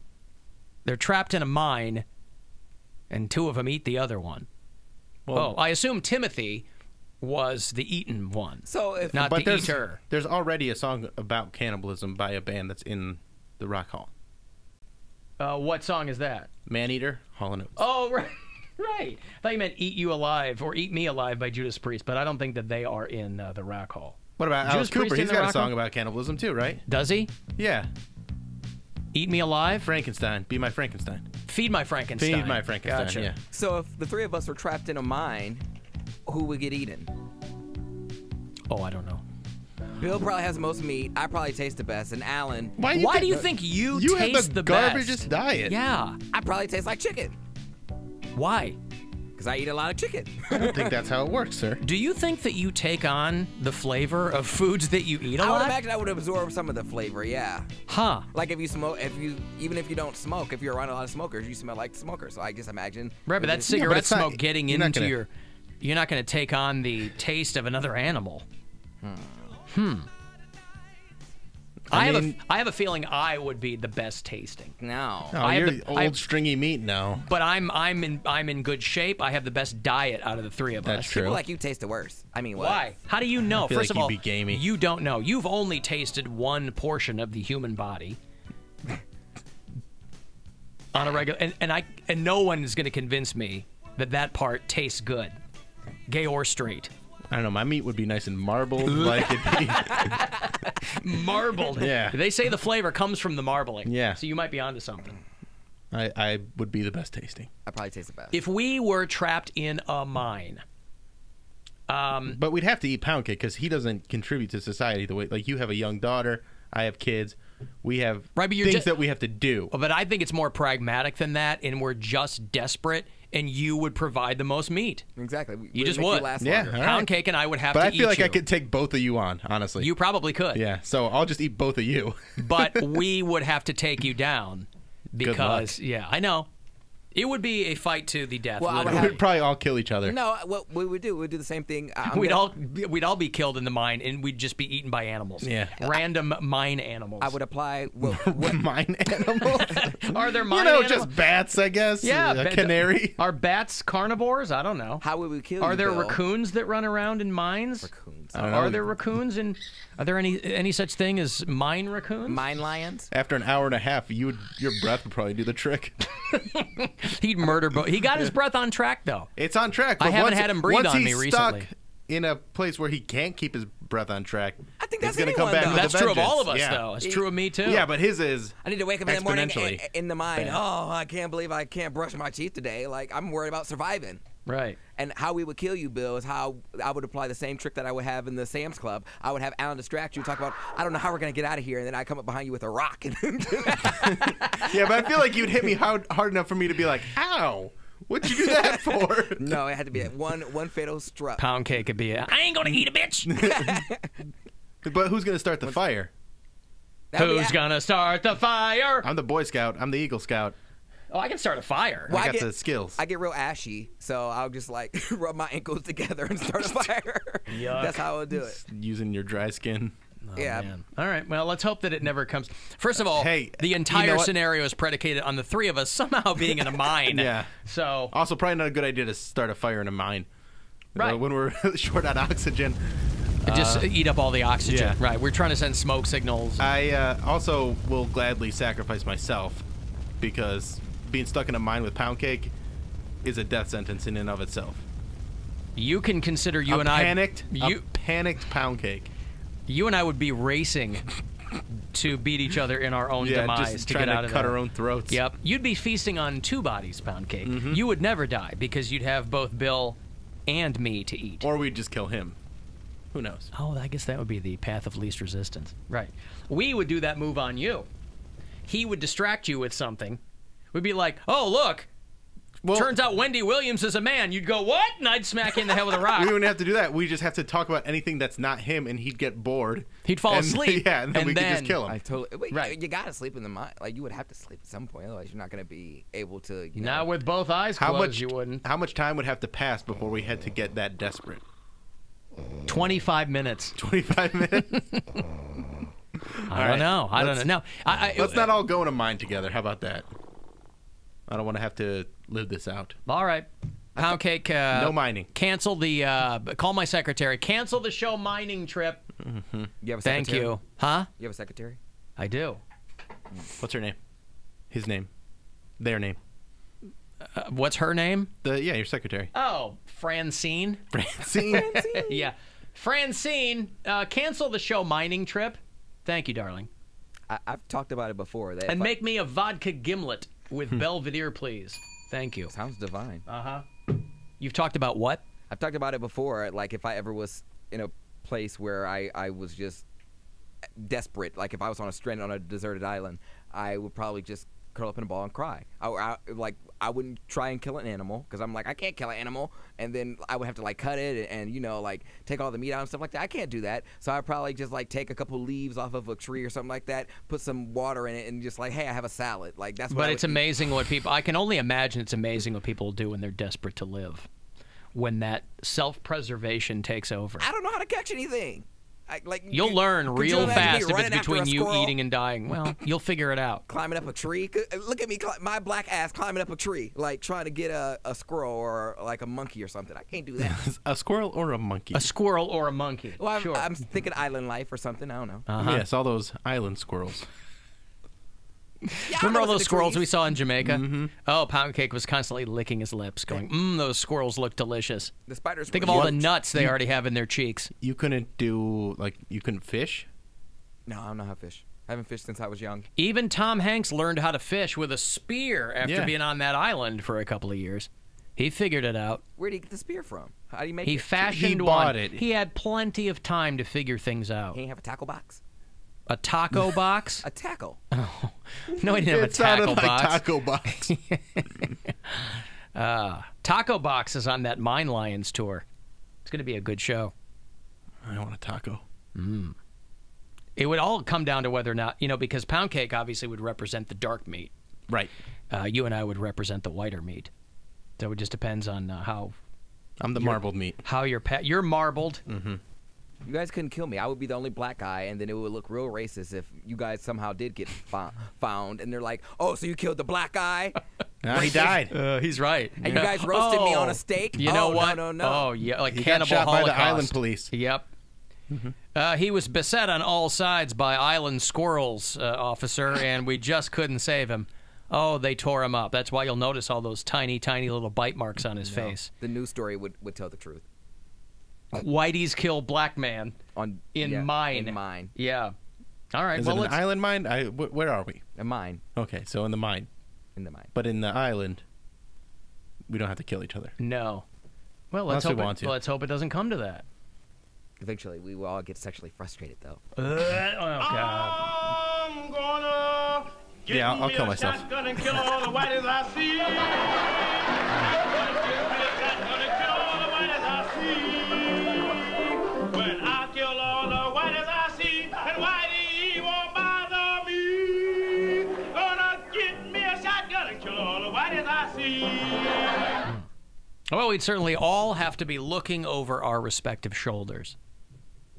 Yeah, you get the island craziness. Yeah. Or the mine craziness. I mean, those miners, they stayed alive for, 60 days or something? Bill, is it safe to say we'd be going out of our minds? No, it's not safe to say that. It's not safe at all. Yeah. I'm going to get murdered right in here before the end of the show. We'll never have to live out that fantasy. All right, Brit Floyd tickets coming back. If you are a Pink Floyd fan, you ain't going to see them anytime soon, so we'll get you to Brit Floyd, one of the better tribute bands going. They're going to do Jacob's Pavilion in a few weeks. 35192, you want to text the live stream at our YouTube channel at AlanCockShow.com. It's the Alan Cox Show. Welcome to Signing in the DMs. Yeah, we should get some theme music and some production for this, but that's more work than I want to do right now. Welcome to a commercial break on the Alan Cox Show. I think we're doing a great job today. Are we? Yep. Yeah, of course. We have no idea, actually, because we pre-record these. So, Poundcake's real tired right now. Why are you so tired? Because you're burning the candle at both ends? That sounds real kinky, but no. No, it's just a regular saying. No, I need to catch up on my sleep, and working 2 jobs is a thing. It's not, people do a lot more, but it's a thing, and I will always want to bring my A game, so I try to relax now, and then when the show comes on, it's like, ta-da. Yeah. So, do you think it's because you got a little hitch in your schedule this week because of Spinfest? Oh, yeah. Tell me about that. We didn't really get to talk about that yesterday. Dude, that thing is insane. And you know what? I almost felt bad because they asked me to do it because I'm a personality. But in reality, I don't really have any DJ skills. But we know that. But I'm like Diddy, where I can recognize talent. I know talent when I see it. And I can spot a star. And so, who are some of the... Now, Mattitude wasn't in it this year. Mattitude was not in it last year, and that's why I was glad I got to judge this year. Because last year, I watched as a spectator and just as a fan, because I thought I was going to win my trip to Vegas. It didn't happen. My trip. I mean, Matt's trip to Vegas. Matt's trip, where Poundcake was going to conveniently tag along. I've been a good friend. I think I deserved a trip to Vegas. But that's besides the point. Now I actually had to have a say in who got to win. So, I mean, there was like all these local DJs, the top DJs from, the area. In the end, Dare the DJ won. So shout out to you if you're watching this, Dare. You did a great job. Dare the DJ. Dare the DJ. I don't know. I like the name though. Yeah. Dare the DJ. It's like Bob the Builder. Dare the DJ. You can have like a theme song like that. But does he do any incorporation of like the Dare program, like the drugs? No, I don't Dare to keep kids off drugs and on these sick beats. Yeah, that would be a good slogan. But no, he doesn't have that yet. But my next step, I want to start doing like drops for people. Like, hey, it's Poundcake and you're listening to Mattitude. I could say it real sexy because Erica did some. Yeah, they could do that, and then that's when you know the night's over. Once you hear Poundcake come over and go, yo, it's Mattitude. All right, the party's over. 1s and 2s. Everybody go home. Everybody get the hell out. Everybody get out. It's last call, y'all. But, all right. But I had a great time, so thank you, Barley House, Cleveland, for having me. Was there any, like, what set Dare the DJ apart? 'Cause I'm sure they were all good. They were all... There was different categories that you had to judge on. There was technical stuff, which is pretty much making it look pretty, making it look really harder, much harder than it is. So all your handwork and all, doing all the, making you unique. So like almost like style points. Yeah, style points, originality for their song selection. So, you know me. If you incorporate pop, R&B, as long as it's not rock. All right, nobody's twerking to Living on a Prayer, okay, in the club, so I'm sorry. But no, so some people actually did incorporate rock. I think someone did play a little Kid Rock.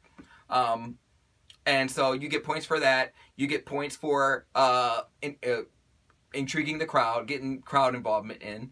And, you know, anybody who could get me up and twerking, you know. But shouldn't every DJ be able to get you up and moving? Like, isn't that... You would think, but some of them didn't. But... So you were there with Alan Colon, and I believe I saw on your Snapchat or your Instagram story, Ashley Z, the new... Ashley Z, the new girl from Kiss FM. Yeah. She's over there. She popped in right after her shift. Evie was there. If you guys don't know Evie, you should. Everyone should know Evie. He's like one of the top DJs here, and he does LA, and you know he's the real deal. So he was there as well. He was one of the judges, and you know it was really cool. I felt like a VIP because I hadn't earned that much clout yet. I hadn't had a seat at the table until now. So I'm like, what else you got for me? Well, I'm glad you had fun. All right, thanks for joining us. We'll have a few more of these segments to play during the show today. And make sure you join us at the Cleveland St. Patrick's Day run tomorrow. Even if you don't want to run, just come out and drink with us. We'll be at West 6th, starting at 10 a.m. at Dive Bar. I'm practicing being out of breath. And we'll be there till about 2 p.m. We'll have all the bars we're going to be going to posted on social media and stuff like that. So, I need a nap like today to prepare for tomorrow. I'm taking tonight off just to like be real chill so I can get up, do the run, and then I'm going to go real hard tomorrow. I got reasons. Okay. All right. Thanks, guys. Do a little quick.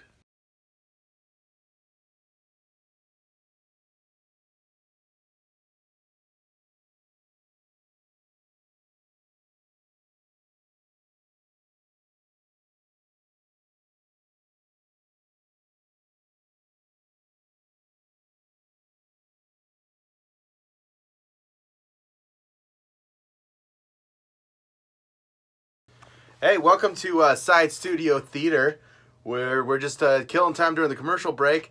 We pre-recorded these to keep it from being super boring while you guys are waiting for us to come back live. Yeah, it's real talk in here. This is where all the dirt goes down. And we can say shit and fuck. Well, you not can. going over the air. Yeah, you can. I'm too black for that. I'll lose my job. You will? Just do it. Come on. Nah, I'm good. Come on. Nah, I need this job. Come on. No. Nobody watches this. No one that works here. Okay, let's go.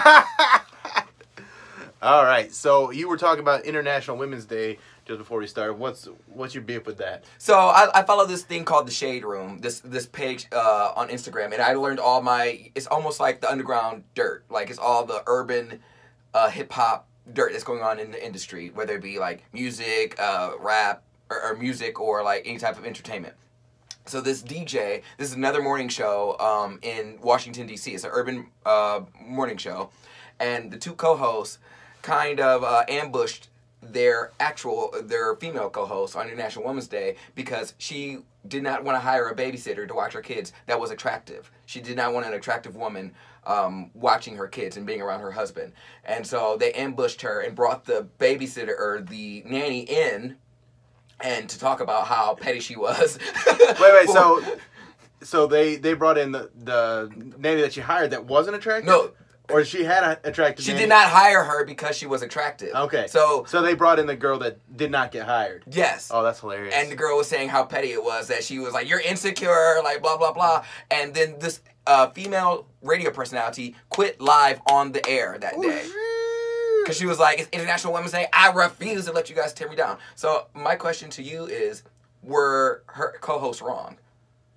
Because if y'all did something like that to me right now, if you and Alan brought in F's a boyfriend's past, like me, like, no. Yeah, I mean, they definitely didn't need to do that, but I feel like if they did something like that, they've done things like that in the past, and it's almost something you should expect to happen. Like, that's not You gotta, there's loyalty involved. There's loyalty involved. But also, like, what does it hurt her if she stands by what she did? She didn't want to hire someone that was too attractive. She does stand by what she did. Then, but why quit? Because like, what does that teach anybody? Me personally, I would not have quit. I would have stuck it to you. Like, I would have made every day hell. Right. Until I found another job. Because, in case you haven't wondered. Did they hire the nanny to replace her on the show? No, I don't know what happened with that. I only know the story of her. That would have been hilarious. Like, okay, well, we have a job opening here. You can get the job as the nanny. How would you like to be our co-host? Yeah, I wonder how she quit because we have contracts. So I wonder how she was just like, I'm out of here. I mean, if you want to quit, you can quit even if you have a contract. Like, they'll find a way to not have to pay you. Like, you can break contracts. Contracts in radio are to protect the company, not to protect the employee. Like, most of the time, unless you are way the F up there, like, unless you were making a ton of money and you are like a huge radio commodity, it is just so they can do with you as they please. Fair enough. Okay. Yeah. But yeah, I would not have quit. No, I would. No, I would hell no. I would have stuck it out. That was funny. I think that's funny that they brought her in, and it definitely was an ambush move. It's an ambush. And did not tell her. But she should know that they put those women up against each other. Yeah, but she's the one hiring a nanny. She's allowed to hire whoever she wants on her kid. Exactly. She doesn't want that. If you're a Pink Floyd fan, get you a couple of tickets to see Brit Floyd, the world's greatest Pink Floyd show. They're on their Eclipse World Tour this spring and summer. They'll get to Cleveland Saturday, May the 12th, Jacobs Pavilion at Nautica, doing all your favorite Pink Floyd songs from all your favorite Pink Floyd albums. LiveNation.com has the details. 2 for Brit Floyd, good for you. Be number 15. 216-578-1007 or 800-348-1007. The hooker made him nervous. Escort quality. I'm an expensive whore. At hooker prices. The Alan Cox Show on 100.7 WMMS.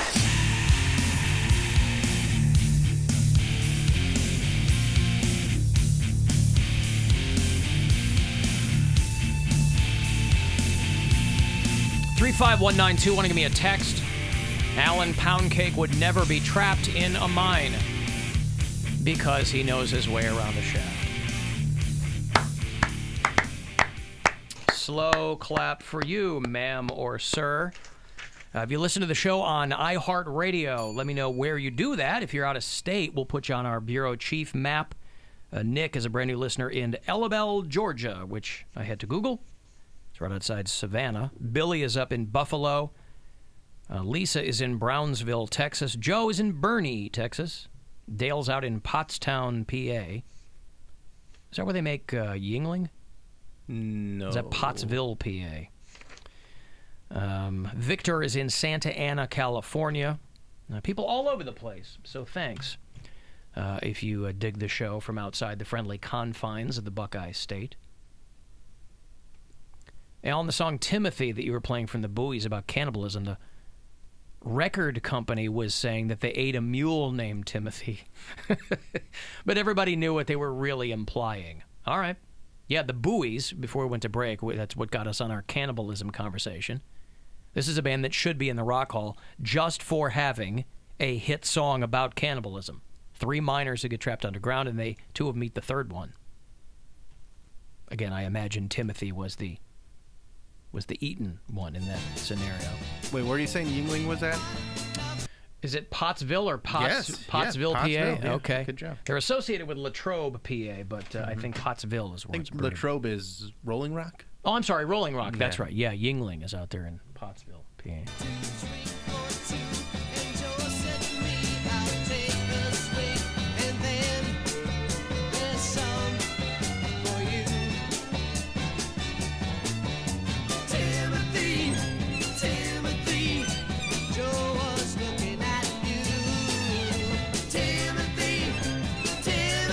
This was a hit song. It's really hard to tell what they're singing about in general. Yeah, 1971, the Buoys, they had that hit song called Timothy. I don't like it. I don't like it that much at all. I don't know what the lyrics are. If you were to eat a human, like, what parts would you eat first? Like, what do you think would, like, give you the most meat? Well, you'd want muscle, right? You Yeah, want leg, like you'd want butt, leg. Okay. Trapped in a mine that had caved in, and everyone knows the only ones left were Joe and me and Tim. When they broke through to pull us free, the only ones left to tell the tale were Joe and me. Timothy, where on earth did you go? Timothy, God, why don't I know? Hungry as hell, no food to eat, and Joe said he would sell his soul for just a piece of meat. Yeah, all right. My stomach was as full as it could be, and nobody ever got around to finding Timothy. So they don't get right into, hey, we ate this dude. Here's our song. They were forced to eat him. Mm-hmm. There's a storytelling podcast that I listen to from time to time. I believe it's called Risk. Okay. And this lady was telling a story about a time that she believes that her father was a cannibal and served her human flesh, and she really, really liked it. It's a really messed up story. Just read. There was a... Oh, I know what it was. Somebody... I got sucked into one of those... you know when you'll be reading an article and there'll be a clickbait ad for something else? And it'll say, here's the... It had to have been BuzzFeed or something. This is how you get your data breached, probably, is reading these stupid stories about... here's the most famous serial killer from every state. And so, of course, I go through. Because everybody knows the Ted Bundys, and they know your Wayne Williams, and they know your John Wayne Gacy's. And some of these states don't have a lot of serial killers. So it's, you know, a guy who killed a couple of people. But he's the guy who killed the most people in Delaware or whatever. And one was a guy, and I don't remember the state. I think it was in the northeastern states. A guy who owned a restaurant. And the thought was he had killed people and had been serving meat, human meat to people. Oh, wow. And they were not certain if that was urban legend or if it had been borne out that that was the case or what. But imagine if you had to do the arithmetic in your own head to go, holy crap, I ate at that place in 1982. I ordered a burger. And this was, you know, and they caught the guy 6 months later or whatever.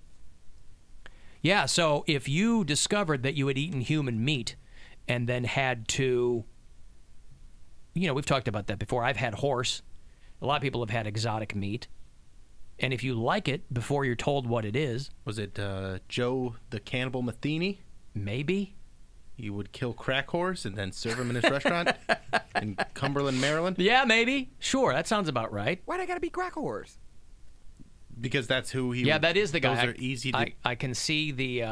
kill, I guess? I can see the mugshot there. His human burger stand is what they called it. Oh, wow. He's a big dude. Yeah. Big, scary dude. Right.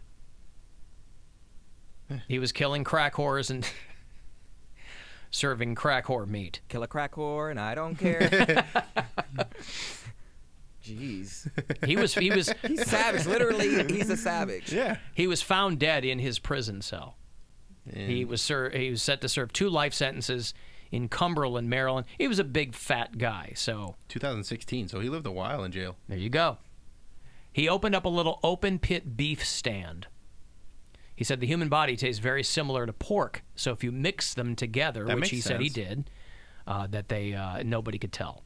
Well, that's one of those things that they always use, like on Mythbusters, for like a human analog, they'll just use a pig because the bodies are so similar. So Right. it makes sense that they taste similar. Yeah. Which, once again, is why I would taste the best, because having the fat will help flavor the meat. Yes, but you know, I've got a fat face, Bill, and perhaps... Well, maybe your face tastes better than mine. Cheek meat is supposed to be delicious. It is on a pig. Yeah. And there's Poundcake over there, all stringy and dry. I would be stringy and dry. Are you sure you wouldn't be stringy and dry? You don't know that. I'm co-signing with Bill on this one. I probably wouldn't taste the best. Okay. I literally went from saying, well, I'd be tasting the best, to I had to really do some soul searching to break. Yeah, I'm like, it's good to know. would I taste good? SOLE. Really? Yeah, right. I'm like, probably not. Well, let's hope you never have to find out. Well, I can't taste myself, so y'all would have to tell me. I wouldn't know. What if you developed a taste for blood? You'd have to, you have these stories of people who they'll start by cutting off a slice of their own skin and then eating that or frying that up. Or it's so gross. It's so gross. Like people who put the scab, like they take off their scab and put it on their tongue and they just let it sit there. What? Yeah, that's the thing. You never ate a scab? No. Oh, when I was a kid, I'd eat scabs. No, I would. Yeah. I wouldn't eat a scab. I'd pick at scabs, but I wouldn't you eat put them. It was like a little tab of acid. It's a little. And then I trip balls on my own scab. Bill. No, it's a little flake. Like if you. I understand what a scab is. I'm just saying, you bruise your knee. It's a big long one. You just take it like it's like it dissolves like what are those Listerine packs. You put one of those little Listerine breath sheets. strips. No wonder your breath was so bad. Yeah, he missed. Somebody swapped out his breath strips for scabs. Your Listerine strip, you set it on there. Yeah, this is some shin. This is the shin. I love this. Right. Yeah, I've never eaten a scab, and I've eaten a lot of gross things. I've never eaten I'm a scab. booger eater. I just admit it, but not a scab eater. Yeah, I put a couple scabs in my tongue back in the day. And they would dissolve? No, I don't know. I never did it. I'm just saying I know what kids would do. Okay. See, you're telling it like you have done it. No, I can see how you could. I mean, you would just put a little scab strip on your nose, not on your nose, on your tongue, and just let it sit there. I've seen kids do it. Kids are nasty. Yeah, kids are nasty, but I wasn't that nasty. I wasn't a scab eater. Parents tell you get off the skateboard, like don't be on the skateboard, or don't jump off the fence, and they do it anyway, and they scar up their whole knee, and they're just like, I can't touch this for like 2 weeks, and then I'm just at the bus stop, and this little nasty kid Connor gonna stick his little. He remembers his name. He was like, you wanna see my scab? I'm like, not really. And he lifts it up, and he's just like, ew, look at it. And I'm waiting for the bus to come, and then he's like, and gets on the bus. I said, like, and they're like, you look like. So he was doing it just to gross you out. Kids do everything to gross adults out, and I get on the bus. I'm like, you were an adult? Well, old enough. I was older than him. He's like, maybe I was probably like 8th grade. He was like in 6th grade. No. So you were 2 years older than he was? Old enough not to eat my scabs. He's gross. Little nasty kid Connor. Wow. Wonder where Connor is now. I wonder what he's doing now. Maybe he's opened a doctor. Yeah, maybe he's opened a human meat open pit. Alan, I was doing work in Africa, and it's very likely that we might have eaten human meat. It's called long pork. It's in the. I think I've heard of that in the cannibal community. Yeah, I don't want that. It's not illegal there. Remember, It's Always Sunny in Philadelphia, where Frank makes Charlie and Dee believe that they ate human meat. Yes. And so they think they have a craving for human meat, that it was raccoon the whole time. I gave you human meat. All right. I got $1,000 to give to you here. We're doing it. We're extending this, actually, so you got a few more weeks ahead of you to try to win. It happens every hour. So if you strike out, don't despair. Your grand might be earmarked for you in the near future. Good luck.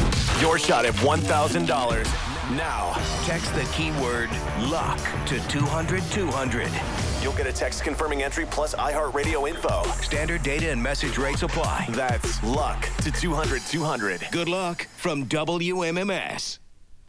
Wow, I'll tell you what. This is the kind of world where things, once you go viral, you get swept up immediately, and everything is laid down at your feet. The Yodeling kid is doing Coachella. Oh, wow. Which I think is this weekend. Isn't this weekend Coachella? Yes. Is it already? Yes, yeah. it is. Let me start. Wait, I thought this weekend he was doing the Grand Ole Opry. I don't know.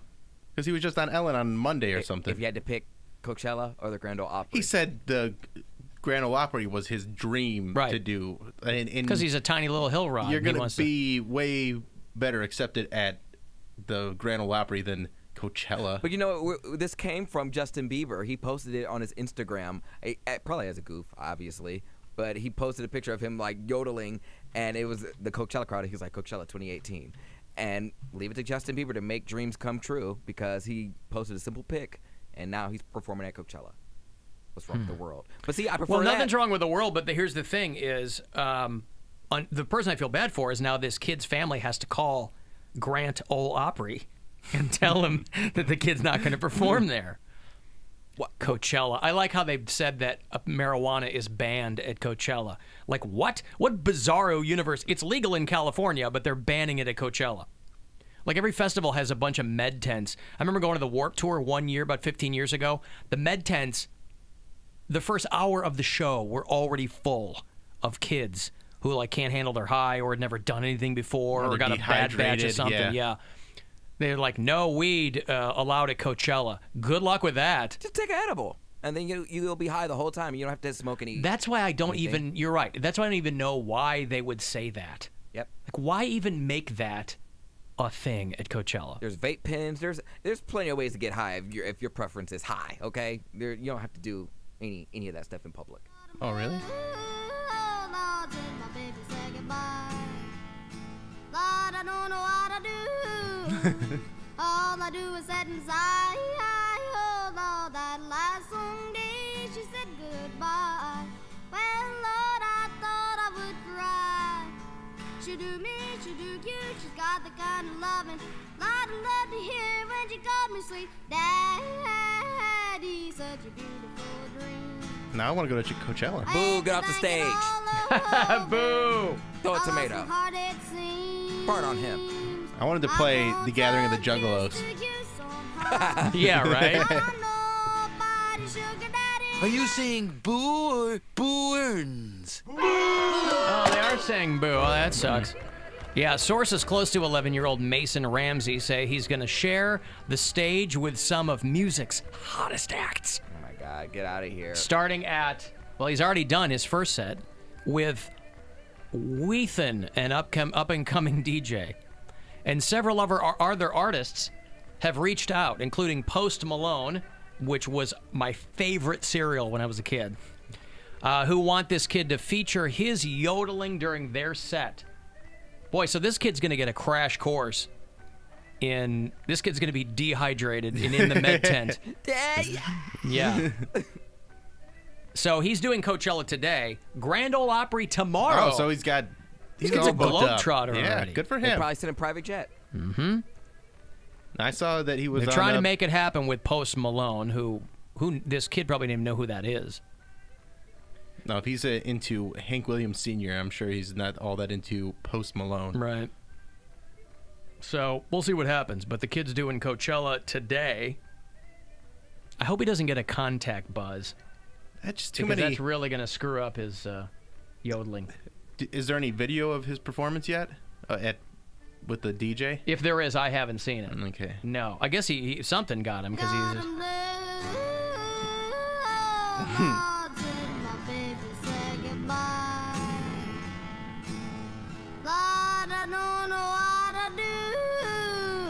So he's slowed down considerably among the Coachella crowd. I wonder, will he have groupies?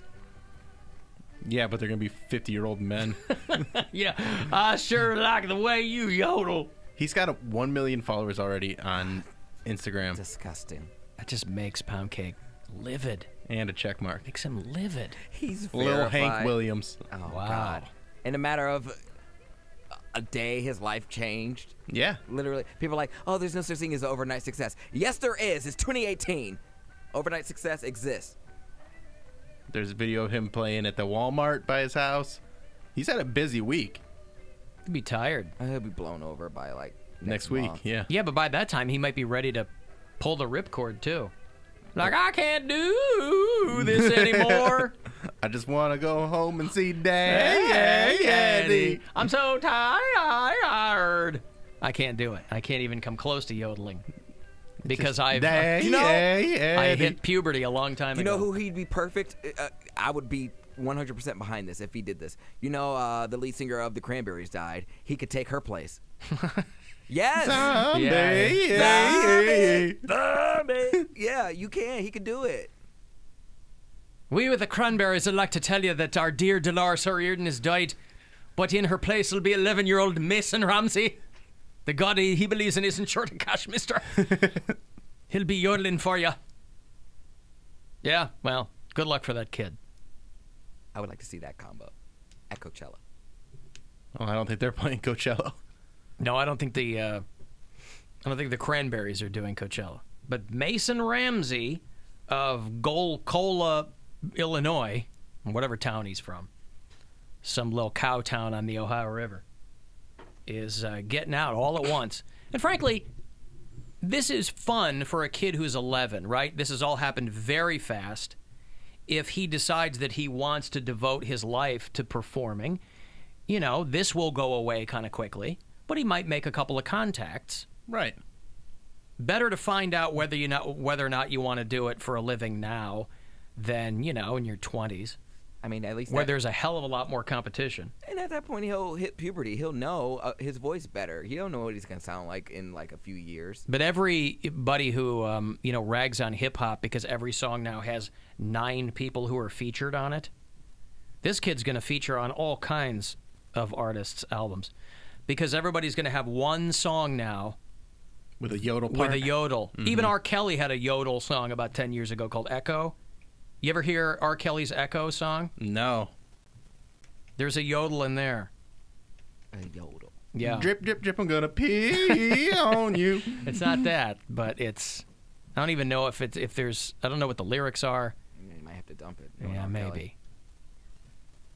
But there's an echo part in the chorus, I think. Didn't know you were underage. I called your boss and he knows you ain't coming in today. Well, anyway, I'm going to find the chorus in the break. All righty. Makes me nervous to air R. Kelly uncensored, you know what I mean? Drip, drip, drip. We're going to come back. I'm going to have more Friday the 13th tickets for you. You will get a pair for 3. Awesome shows out at Blossom. Rob Zombie and Marilyn Manson in July. Avenged Sevenfold, Prophets of Rage and Horror in August. And the MMS 50th birthday concert with Ozzy and Stone Sour, September 16th. Also at Blossom. You can buy tickets for these shows today only for $13 if you use the promo code 13, spell it out, at WMMS.com. But coming back, I'll get somebody and you'll get a pair of tickets for each one of those shows. 35192 to give me a text or go to AlanCockShow.com. Hey, everybody, we're back. Finally, we're back. Back to the daily grind. We missed you guys, and we know that you missed us, and you're probably thinking about taking your life because we were gone for so long. Why did this Glad get you didn't dark? do that. What? You just went really dark, man. They could be upset. Why do they have to be suicidal? Because, I mean, they missed us. It's like a compliment. Okay. We're the joy in their life that keeps them going. Okay. That's not dark. That's I hopeful. would like a little more high self-esteem listeners, but that's okay. Nah, not me. I want you dependent on us. That ensures you'll always be there. Unless we're gone for too long and then you're not there anymore. This did start in a real dark way, but I don't even mind. I'm sorry, I'm just distracted. Because I'm looking in the camera and I'm seeing, like, not only do I see your curly hair from the perm, but you just have a streak of gray, too. So you literally... It's very, I've gotten a lot of Bride of Frankenstein. And, yeah. Just, Rogue from X-Men. Not a lot of dudes. Just dudes weren't complimenting you, saying it looks no, awesome? no, a lot of like dudes to compare to. A little bit Doctor Strange. There's a little of that. I don't know. I don't mind it. It's been, not even a week yet, and just getting used to it. What's the weirdest reaction you've gotten from people? Is the no reaction. The weirdest reaction is when people act like I didn't get a goddamn perm. Like how are you going to see someone that you see on a regular basis and not react when they come into your life and have a curly head of hair and act like it's not a thing? Who are we talking about? Like you're not talking about the local Starbucks that you go to every day. You're talking about like everyday people who just don't want to draw attention to it. I'm talking about just people not really reacting. Like people coming in and seeing me here and they're just people want to mind their business. They don't want to offend you or set you off. You don't know what type of day someone's having. If you know me, you know why I did it. So maybe they saw already on social media and they're used to it. But it deserves comment. I'm not going to be offended by anything. I've heard it all. It deserves comment. I agree. It is absolutely. It's almost more rude to not comment because it is a ridiculous thing to do to your head. So, and this is what your hair would look like if you grew it out? It would be straight at the root, and then once it goes down towards the end, it would curl. So, okay. Yeah. So if you grew it out for about as long as I did, like 3 or 4 months, you'd have like a nice little fro going. I would have to bring in a picture. There's pictures of me with it. I gotta find them. They're on my laptop at home. You should grow it out. That way when we do that gay pride thing, we could just be the Fro Brothers. No. Fro Bros! Fro Bros! It's so much maintenance. Like I just it's don't. Not. It is. You just get some you nice have white cream. You have white people here. It's different. You get a little bit of cream and it's all good. I actually use this product called hair mayonnaise. It's literally called hair mayonnaise. Can you bring me some? If I can find it, yeah. I'll usually get it from a store where the store starts with a girl's first name, Sally's, Vera's, Amanda. Well, not Amanda's. More like Sheila's. Tina's. Like you get you go to a store like that, yeah. you have like a 99-cent jar. Single mom names. Yeah, you have like a jar of like hair mayonnaise. You do it and it's all drippy, and you just slap it on there. That's like the original Jerry Curl juice. Okay. Hair mayonnaise. I just been using the pomade that I have just to keep it, because if I just do it dry, maybe I'll wear it tomorrow, just like straight dry. It gets frizzy. It looks like a tumbleweed. You know what I want you to do? It's kind of fitting for me. I want you to wear a headband and go work out. That's what I want you to do. You'll look like Richard Simmons, kind of. Not even Richard Simmons, the guy from Dodgeball. Oh, he had more like feathered hair. Well, you won't have feathered hair, but you'll still, and just wear like you'll look completely ridiculous, but just wear a Speedo or a onesie or something like that. Mm-hmm. Not a Speedo, but you get what I'm saying. Yeah, it's been an ordeal to get it. What do your kids think? They think it's funny, but they know what I do, so they're just like, whatever. Like, they got used to it pretty fast. They're like, pick me up around the corner, Dad. Yeah, nah. Yeah, I don't want to be seen with you kind of thing. But that's always kind of been their way. It's ridiculous. I went to the IX Indoor Amusement Park yesterday and walked around there. Like, nobody recognized me, but there's definitely people, like, I caught stares of people just, like, looking, like, what is going on with that head? So they were too busy. They thought it was too cool, too fun. So cool, so fun. Yeah, my perm is like the IX Indoor Amusement Park. It smells kind of weird, and it's so cool, so fun. If you're not doing this, you're the only one. I'm going to start a trend. I think people are going to see this and be like, maybe I should try that. Maybe. White people with perm trend. Black people don't have perms for a long time. It don't look like that. Yeah. You have to do the reverse. You have to get it straightened. Yes. Yeah. How much is it? How does that process go? Does like your mom do that? Does she get her hair straightened? Hot comb. Hot comb? I don't think she's ever gotten a perm. You just get a hot comb. comb. A hot comb. Set it right on. Set this comb right on the stove, and then you press it out. All right. On the stove? Yeah. It's a comb specifically made to. Why not get like a flat iron or whatever?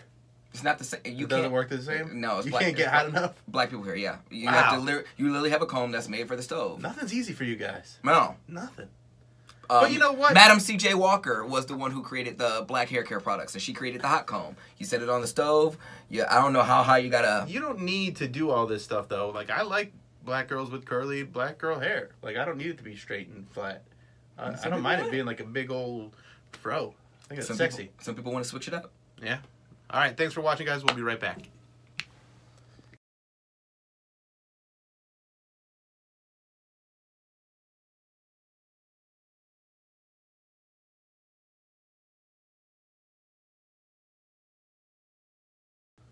Hey, we're back. I watched Saturday Night Live this weekend. Poundcake. I did not. Does not watch Saturday Night Live, but my Twitter timeline was blowing up, and Facebook and everybody was talking about Cardi B finally revealed. Did you say Cardi B? Cardi. Cardi B. I said it with like a burp in my throat. Cardi B finally announced that she was pregnant, which to people who keep up on the latest hot topics like Wendy Williams, we already knew that. We already knew that she was pregnant by Offset, a guy with a weird name. Oh, that's his name, Offset. His name's Offset. Okay. Is he a rapper? With a name like Offset, yes. Of course he's a rapper. He could have been someone really into type. No. Offset. Offset type.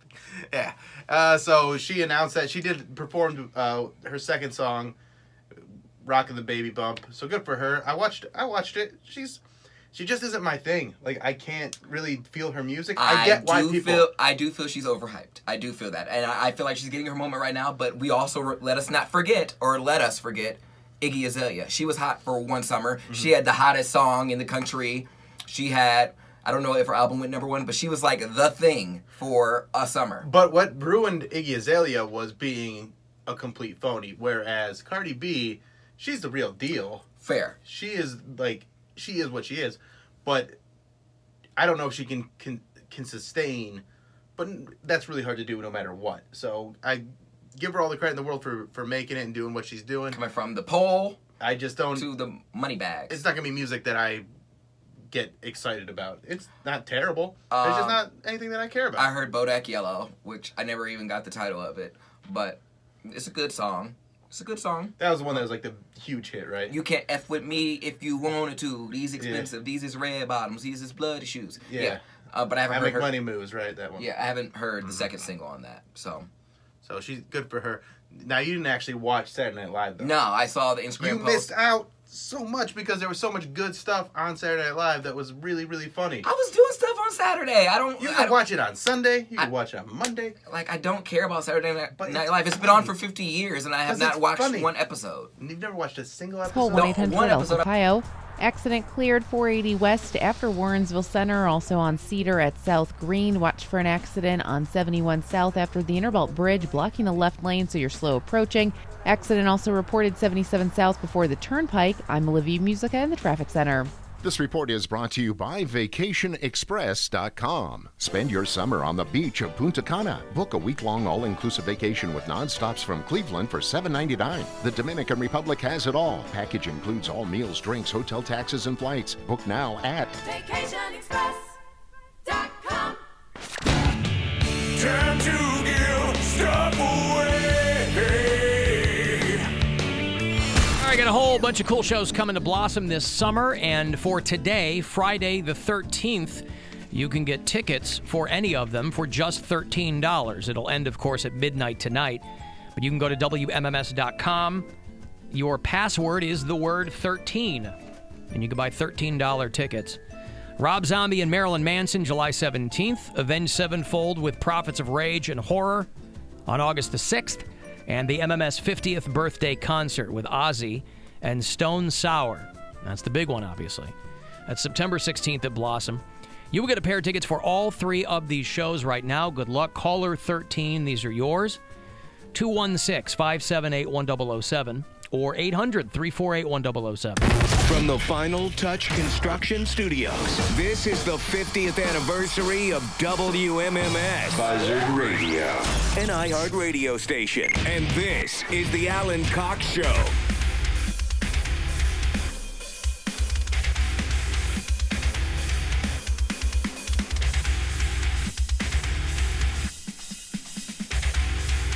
$35192, you want to give me a text? That's where you would want to do it.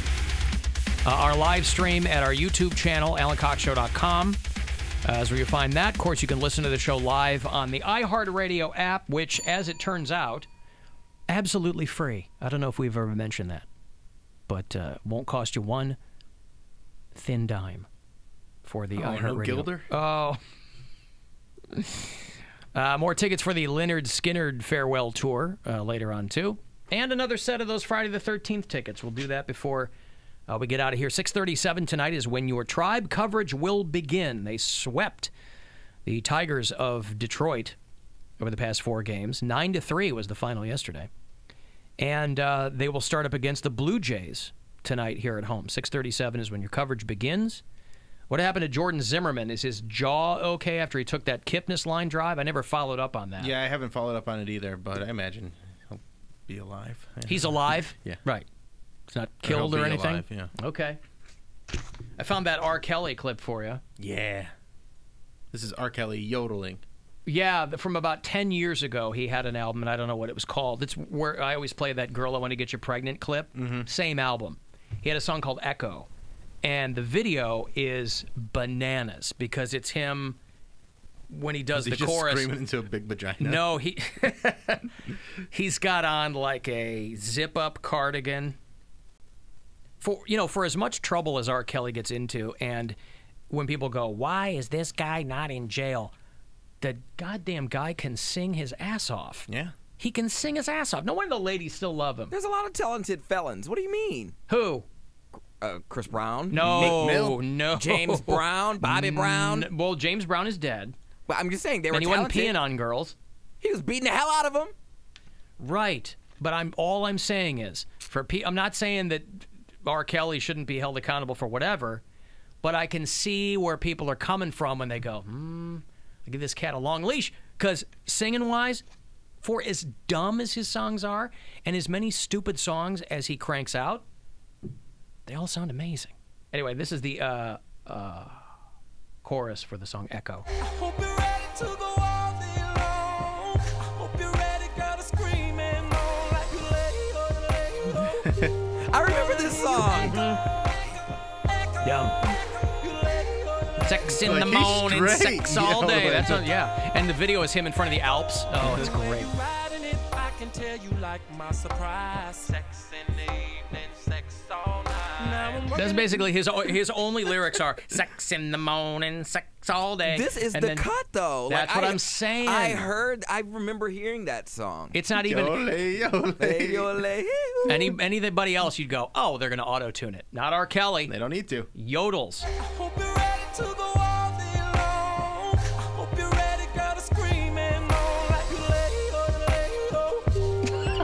It sounds so good, though. Oh, boy. That guy.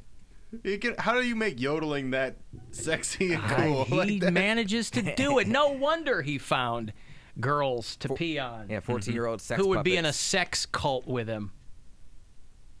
I just want to get real famous just to know if all this stuff is true. Because I know stuff is fabricated for the media, and we embellish on things. You're not supposed to Don't tell everybody our secrets, Poundcake. God, don't blow up our spot. Never mind.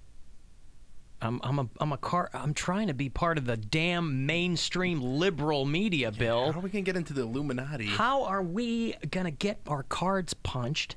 I had a meeting all set up tomorrow. That's going to be canceled for sure. Thanks because a of that. lot, Poundcake. Oh, I'm going to keep my standing as a libtard if you keep telling people how the whole thing works. Okay, sorry. But you think if you become famous, you'll gain entree into everyone's secrets? Is that what it is? I get to go to all the after parties. I get to not even be a fly on the wall. I get to, partake. Not it's the after parties that you want to get to, though. I know, but like I said, I think all those after parties are either hot people or rich people, and whichever one I am, I'm cool with that.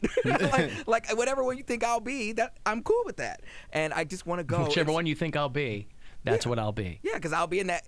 People are either gonna think, oh, he's the hot guy, or he's the rich guy. So either way, I'm getting laid. It's fine. Wow. But I just want to know all the inside stuff. Like, I just want to be chilling courtside, and then Kels just has a seat right next to me. I'm like, so Kel, like, I was talking to my agent the other day, and he said you have a sex cult, man. The media is just so crazy. He's already got these conversations worked out, right? And he because you never know when the moment will strike. My agent the other day. My agent, yeah. I like his little casual laughs, and he said that you have a sex cult. Yeah. He says you have a sex cult, and then R. Kelly looks at you and he goes, "I will kill you if you tell anyone about myself." Right. I'm watching basketball. And also that I don't talk about my hoes with you. Why would your agent tell you about that when it's been in the news? I'm just like he was giving me the inside details. Like I think it would be cool to not only just be like in the celebrity circles, but just to share a manager with someone. Like I'm label mates, not even label mates, but like I share same management with R. Kelly or something. So you share management with a lot of big stars. I do. What's it like? Oh, I have all the inside scoops, Bill. Yeah, because that's what I don't get any inside scoop. Right. No, because most of the time, you're not in a circle though. You're not in Los Angeles. That's where my agent is. But you're not. Right, but what I'm saying is your management at some point is going to have to pit clients against each other. It's not going to give away any secrets. They're going to go, you know what? I do represent Poundcake and R. Kelly, but I think R. Kelly be way better for this than Poundcake. R. Kelly's sex cult is fledgling. Poundcake's sex cult is just thriving, and it's going to take him to a whole new level. That's right. You're going to... Poundcake sex cult is really the one you want to be seen in. That's the one. Are you saying that you aspire to a sex cult? No, That's a stupid question, of course. I want to be in the know of a sex cult. Like I just want to have people be okay with the fact that I know that information.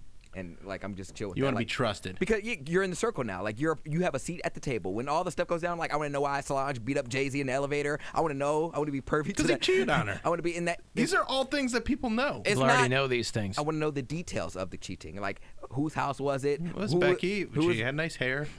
Yeah. What did they do? What if R. Kelly says the only way, Poundcake, for you to really understand my sex cult is to come visit it for yourself, and then you show up and he pees on you. Then you end up under the thrall of the R. Kelly sex cult, and you never saw it coming. Next thing you know, you're asking if you can go to the bathroom, and you got a dog collar on, and you're eating out of a bowl. And you go, God damn it, he got me. Damn you, R. You really did it to me. And he said, I got me a new one. And it's you. I mean, I would. And then he goes out into his backyard, and he yodels for everyone to hear. I got Poundcake. I got Poundcake. Hee hee cool. it's just you and the chicks in the house casting furtive glances at each other, wondering who's next on the gravy train, which is when he pours gravy on you and forces it to lick it off of him. Human Kelly Pete. Right. At what point, and you may not have an answer for this, but I'm just going to ask, at what point in your life and career will you think to yourself, this isn't going to happen? Do you know? I don't know that anybody has an answer for this because you never really know until way later. But like, at what point will you go? Because you've said you want you've said you want everything to happen by the time you're 30. No, not everything. I said I would like to have my own show. You want to have your own show in the next 5 years? Yes. Right. Damn near 6 or 4 now. 4, but you could very easily do that. I know, and that's what I'm saying. They It's small goals. Want to do nights in Des Moines? But he wants a big show. Well, I want a big show. Well, everybody wants that. That's less likely. I'm just saying, if you said I want my own show in the next 4 years, that's completely doable. Yeah, and that's very broad. I didn't say in what station. I didn't say what day part. It just let's say in the next 2 years. Okay. And let's even what are your goals this year? Let's even blow you up a little bit. Okay, in the next 2 years, you get a call. We want to give you. We want to have you do a show. You're going to be doing nights in Minneapolis, right? Okay. You go yes. Mm-hmm. And you playing music, a little bit of patter or whatever. How long do you do that? Let's say 2-3 years to ingratiate yourself. So then you're 29. Just right on the cusp. Yeah. You've already hit one goal. You do have your own show by the time you're 30. Do you consider that closer to being in R. Kelly's inner circle? I love how this all tied in with R. Kelly. Well, no, because I'm trying to follow the steps to when you might eventually be at that echelon where R. Kelly's telling you about his pee stories. I don't know. I wish I knew. Okay. If I knew better, I think I would sleep better at night. If I knew that, I think I would. My worries and my troubles would probably be a little more at ease because that's not how I am right now. Alan Freudian slip. Poundcake said he just wants to be pervy, but I think he meant privy. Privy, I did, yeah. I just want to be pervy to those conversations. He wants to be privy to the perv. Oh, yes. Certainly right. That's right. Damn it, they always get me. They always get you. Guys yeah, we didn't even that. catch it. The block is hot.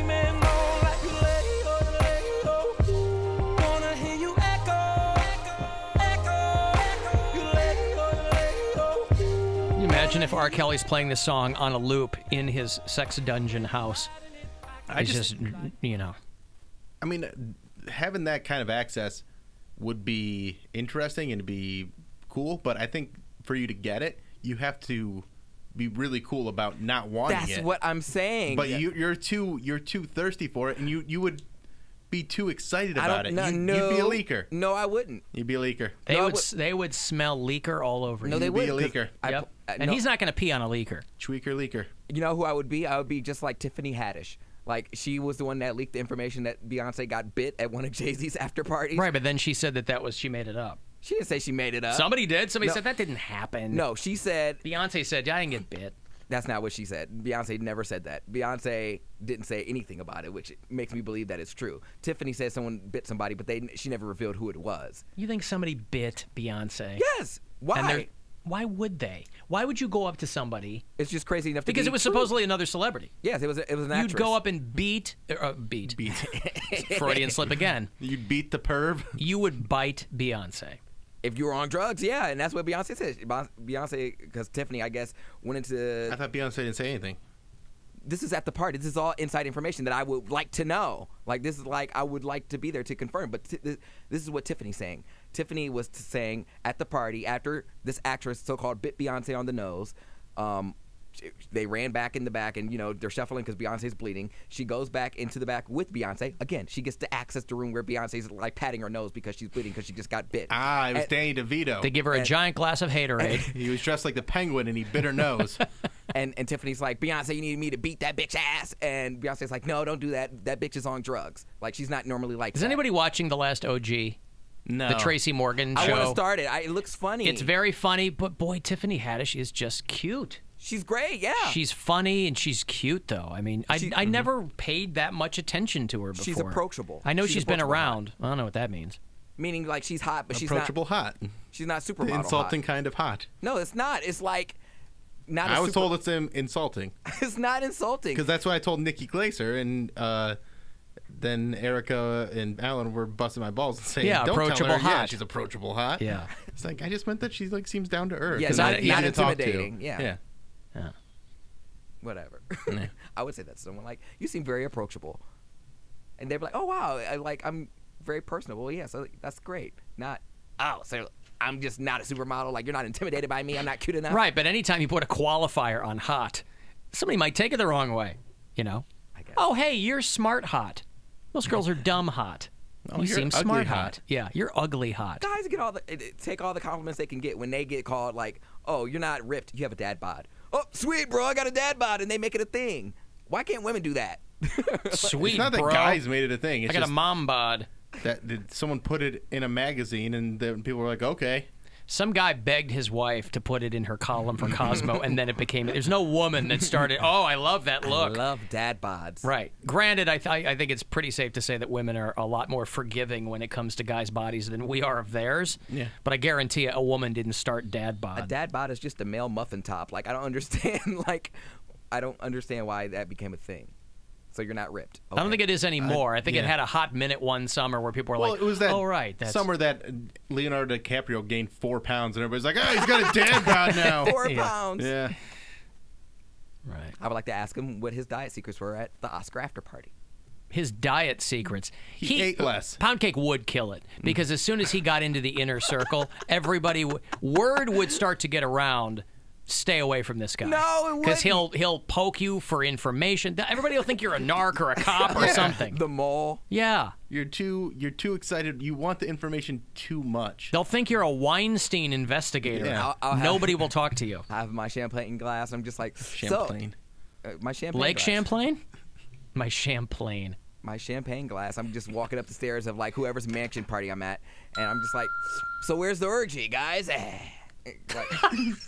And that's exactly how you would do it. And that's why nobody will talk to you. Have you talked to the guy who keeps asking everybody where the orgy is? Oh, here we are. It's after the Kids' Choice Awards. Oh, God. And this guy keeps asking, "Where's the orgy?" We're just like, no. He's going to be in somebody's green room, and in every one of the green rooms, there's going to be photos of his mugshot. They're going to, do not talk to this guy. Ugh. At least I'm in the green room, though. They have pictures of me. They have a Yeah, portrait you're of me by in the green yourself room. because everybody else left. I'm saying they have portraits of me in their green room. They know what I look like. I wouldn't say portrait. It's more like mugshots. Yeah, you know, like they have portraits of Osama bin Laden at the post office. Great. What an honor. Listen, I just want to get there, all right? If this guy's seen on the premise, please report the authorities immediately. I will learn as I go along. Like, why do I have to know everything all at once? I'm trying to learn information just so I know how to act, okay? No one's going to teach you how to be, the it guy in Hollywood. I'm sure Kevin Hart didn't have like a Well, go it to guy Hollywood coach. first of all if you want that lifestyle. I'm You have to go to. I'm trying to get there. I ain't ready yet. I can't be there and sleeping on somebody's couch. Why? That's how everybody else starts, does it. yeah. The famous story of Madonna going to New York with 15 cents in her pocket, which I'm sure is, probably urban the worst. legend, but yeah, whatever. Well, I'm not that type of person. I don't think I'm that street smart. I think I need to have a job lined up before I go somewhere. So what? You're book smart? I just have common sense. He has common sense, Bill, enough to keep his champagne glasses to himself. And if he's going to be pervy to those conversations, then at least don't make noise with your champagne glasses. Tia on our blacklist says that the word is that actress is Sanaa Lathan, who's also very cute. She was Blade's mom. She's been in she's in a miniseries now, I think. She was in Alien vs. Predator. Real pretty black girl. She really is. She is pretty, but I thought that she was the actress who bit Beyonce. I thought that was like debunked. I thought that I don't know. I'm just reading what she said. I have no insider information whatsoever. She's cute. If I was there, I could tell you. That's why I always talk about when we have guests in here from SNL. I'm like, oh, who was the worst guest? I'm like, I want to know. I want to know the inside information. Like, how are they acting? What did they eat from the little? Well, I think they uniformly agree on Justin Bieber is the worst host that's been on that show in a long, long time. Like, what did they eat in the green room? What do they have provided for them in the green room? Like, but what why are their favorite snacks? Why are you so interested in the minutia? Because I think that's because he wants to feel like he knows something that other people don't know. Right, but there's a reason that people don't ask those questions because no one cares. Not true. If there were carrot sticks on Justin Bieber's crudité plate, like there's I don't know. I would like to know his go-to snack. I would like, hey, His go-to snack? Like if I sit down, if I'm at a cafe. You ever been at a craft service table? Bill, you've seen Crafties, right? Craft service table, it's just a bunch of crap. Usually. It's very rare you'll find any organic material, right? There's bags of chips, there's going to be donuts, going to be nuts, candy, Not for celebrities, whatever. though. Yes, I'm talking about celebrities. Anybody's ever worked craft services, that's what you get. And so they go and, you know, people, they might have their own person that gets them something. But if you're in a green room, then maybe there's an apple or a banana. But like on a film, craft service table is almost always junk. So they go, I don't know what Bieber's go-to snack is. He had a guy that would run out and get him smoothies 3 times. Did he have an a guy massage? Like, did he have like a personal massager in his green room? What was his like personal mood massager? Like? Yeah, like, you know, he probably gets tense in between the sets or something There's like that. no other word for that. I would say a masseuse. Oh yeah, that's what I would say massager, too. right? Or a masseur. Right. All right. Well, anyway, listen. He wants a pervy masseuse. I want nothing more than Poundcake to become pervy to all these conversations. That's what I want for him. I want all that for you. That you'll be able to come to us years later. I'll be in the old broadcaster's home, rocking in a corner, and you'll go, "Hey, you son of a bitch! You told me I couldn't do it, but guess what? I found out that Justin Bieber is allergic to broccoli." I'll go, "Great," and then I'll die, resolute in that knowledge that.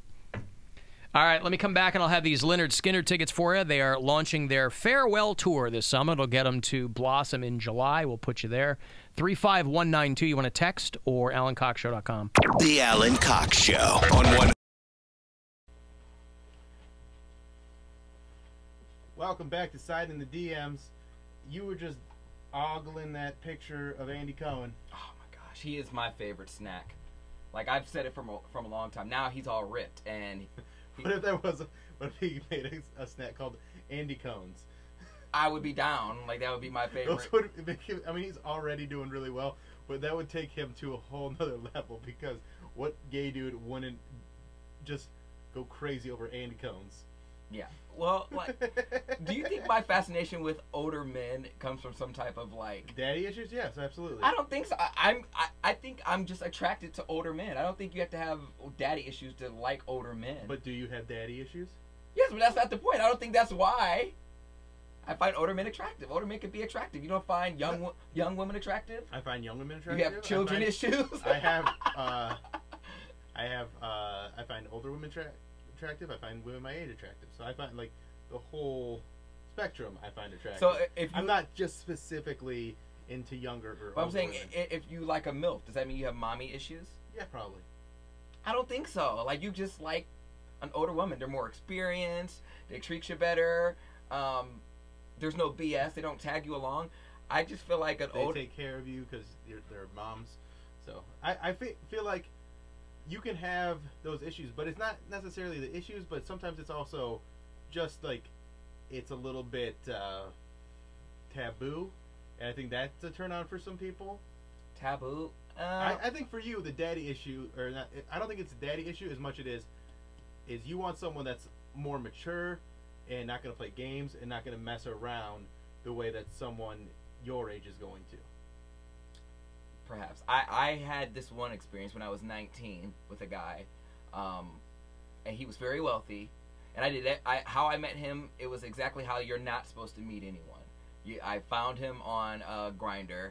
I went to his house by myself while I was alone on spring break, and you know, we messed around and we had a relationship for a long time. Like, not a relationship, we never were like boyfriends, but we, you know, did relationship stuff to the point where he was like, I was in college at the time, and he was like, you know, you can move in here. I'm like, you're nice and all, but my mom would kill me. Like, that whole summer I pretty much stayed at his house, and to the point where when I was getting ready to go back to school, he's like, you know, you just stay here and commute into school every day. I said, like a young and naive Poundcake. Like, I don't know what I was thinking, but I still look back on that. I mean, that's probably the right decision. What could have been? Yeah, because I mean, maybe that's what you're trying to do is recapture that. But the thing is, he had baggage though, because he was divorced, and I wonder why. He had 2 kids, and you know, while we're doing our thing, I would see like the pictures up on the mantle. I'm like, ugh, I can't do this. And that's another thing. I think a guy that's that age that's interested in younger dudes is trying to relive his life because he was probably not out when he was younger. Probably. So that's why he's more interested in younger guys. But who he want wasn't. to, like, He take care of wasn't that old. He was like maybe 33. Yeah, but 33 to like 20. I mean, I was 19. I wasn't even old enough to drink yet. Yeah, Like I was so- just figuring out. I had been out. Technically, 19 was the year I lost my virginity. I came out at 17, so I was only out for like 2 years, and that's a baby gay in gay years. Like 2 years is nothing. You're just getting your sea legs. So what does the C stand for? So, but no, I think there. I mean, you definitely have daddy issues. You definitely like older men. There is, but I feel some like connection there. But I don't think like you're not trying to get a daddy to be like take care of me and be like love me. Like you, I think your daddy issues are more prevalent when you're dealing with someone that's like authoritative in your life. Like dealing with Alan, I think your dad issues, we'll call them father issues, not daddy issues. Okay. Come out more in those situations, like when he tries to correct you on something and you're like, I don't have like that kind of thing. But you're also looking for that guidance, whereas when it comes to just an older man that you're attracted to, which is fine if you're attracted to older man, that's very common. it's not all I'm attracted to, but I can appreciate it. Yeah, and I man. think one of the reasons is the security and they're going to be a lot more mature than what you've been dealing with, which is young dudes that are just F-boys. Okay, that's fair. Mhm. That's fair. Psychiatry with Bill Squire. I just feel like I come from the standpoint of you can't miss something you never had. So I don't think I don't have any daddy issues because I technically don't have a dad. Right, but that's the issue, is because you wanted one. You always wanted one, but you didn't. You wanted that family. I don't think I ever wanted one. I really don't. I don't really think I ever really wanted one. Now that I look back on it, my life really was not altered in a huge way by not having a dad. Like I didn't miss out on all too much. You don't even know that because you didn't have a dad. You Exactly. You can't miss out on anything you never had. Right, but you can. But to say your life has been altered by him not being around is I mean, did your mom do a great job and take care of? Yes, but would you be a more balanced human if you had two parents? I'm not saying it's a dad thing, like having two parents, one that's not just. Yeah, but maybe it's not pushed what is over the crackhead edge to all me. the What if time. my dad was a crackhead? Like, could be a crackhead. Right, okay, well, that's what I'm saying. If you had two parents and they're both there and they're both good parents, that can stabilize the situation. But you did have a lot of family involvement. We're back. What's up, guys? So it's siding in the DMs, but we're actually in an awkward office. Yeah. If you can't see. And I did want to bring up this topic because it just goes to show you that you are replaceable. You know, I mean, we had MySpace. That was replaced with Facebook. Snapchat is now replaced with Instagram because they pretty much, Instagram can do anything that Snapchat can do. Yeah. And they really made a mess up. Their stock went down like $800 million. Don't come for Rihanna because if you do, there'll be repercussions. So apparently on the explore function of Snapchat, you can like play games, and I don't really mess with that. I don't really use Snapchat as it is, and I'm glad I don't now. But on the explore function, it had like something really old where they were talking about the mess up between Rihanna and Chris Brown, and it said, "Who?" So this is from like years and years ago. The incident was from years ago, but Snapchat Like- just did like it brought recently. this back. Yeah, and it said, if you could, who would you rather not do, but punch Chris Brown or slap Rihanna? And then Rihanna got wind of that, and then so she was like, oh, Snapchat's a whack, Rihanna, Navy, comfort them, like troll them. And pretty much their stock went down from that. Because So you think all that happened because you think they lost $1 billion because of Rihanna? Yes. Yes, I do think they did that. Because I don't think it's all Rihanna. In the climate that we're in, you cannot joke about domestic violence. And because the incident happened, it wasn't like it was Miley Cyrus and you know, Joe Jonas or something like that, somebody obscure. This was referring to the incident that happened. You cannot joke about... No, you cannot joke about domestic violence. But... And they knew how serious... Do I have Chipotle breath? You have something going on. Chipotle breath. Yeah. Ooh, I have Altoids too. Yeah, okay. So he needs. That's why I wasn't, take a couple because that's why I wasn't looking at you. I know, but it's wafting around and it is not good. I just had Chipotle, anyways. Yeah. So So you think $1 billion all because of that one Rihanna? They issued an apology, and because they knew I they just messed don't up. think it was all that. I think it's because people are leaving Snapchat in droves anyway. Because, like you said, you can do everything on Instagram now. So were they trying to get some No, it's just that they publicity? They messed up, and I think it definitely is a factor. But it's not $1 billion. This goes through mess channels. up. This goes through channels. Like people look through like, oh, that'd be fun. That'd be funny. Like let's do that. And you go to the explore function and you see something like that. Yeah, I don't know. I just think people are tired of Snapchat. I think it's if you can do everything that you did on Snapchat on Instagram, and that's more of a factor than the Chris Brown Rihanna thing. That stuff happens all the time, and that's not going to be. Call 1-800-ELCOPIO. Normal highway slowdowns to watch for: accident 71 south after the Interbelt Bridge in the left lane. Also 480 east at Broadway in the left shoulder. Couple accidents in Lake County to watch for: 90 east after Route 306 and on Route 91 at Route 2. Also a disabled vehicle 271 south after Cedar Brainerd. I'm Olivia Musica in the traffic center. This report is brought to you by Conrad's Tire Express and Total Car Care. Right now, it's time to spring into savings at Conrad's.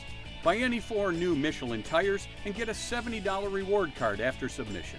37 Northeast Ohio locations to serve all your automotive needs. It's time to give stuff away. Alan Cox gives stuff away. All right, get you a couple of tickets. Last pair this week for the Skinner Last of the Street Survivors Farewell Tour. Leonard Skinner calling it quits, at least for their worldwide tours. We'll hit Blossom on Friday, July 27th. It's part of the Northern Ohio Honda Dealers Concert Series. Tickets are on sale if you go to livenation.com. This pair for you. Last 2 this week. Good luck. Caller number 16. 2 for Skinner. 216-578-1007 or 800-348-1007. Voice call received. Put this on the air, dumbass. You think you know it all? You're just nothing but a piece of Talk about dumb that you don't have a clue about. Another satisfied customer of the Alan Cox Show. Just shut up and play the f***ing music. On 100.7 WMMS.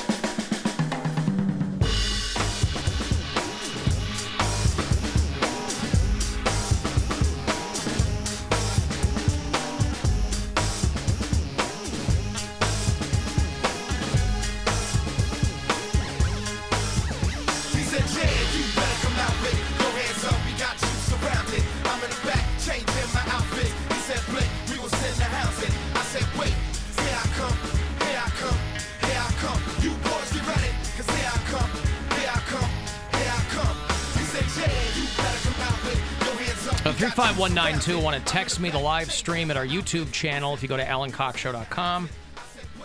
I saw Questlove is going to be DJing the Rock Hall after party at the House of Blues tomorrow night.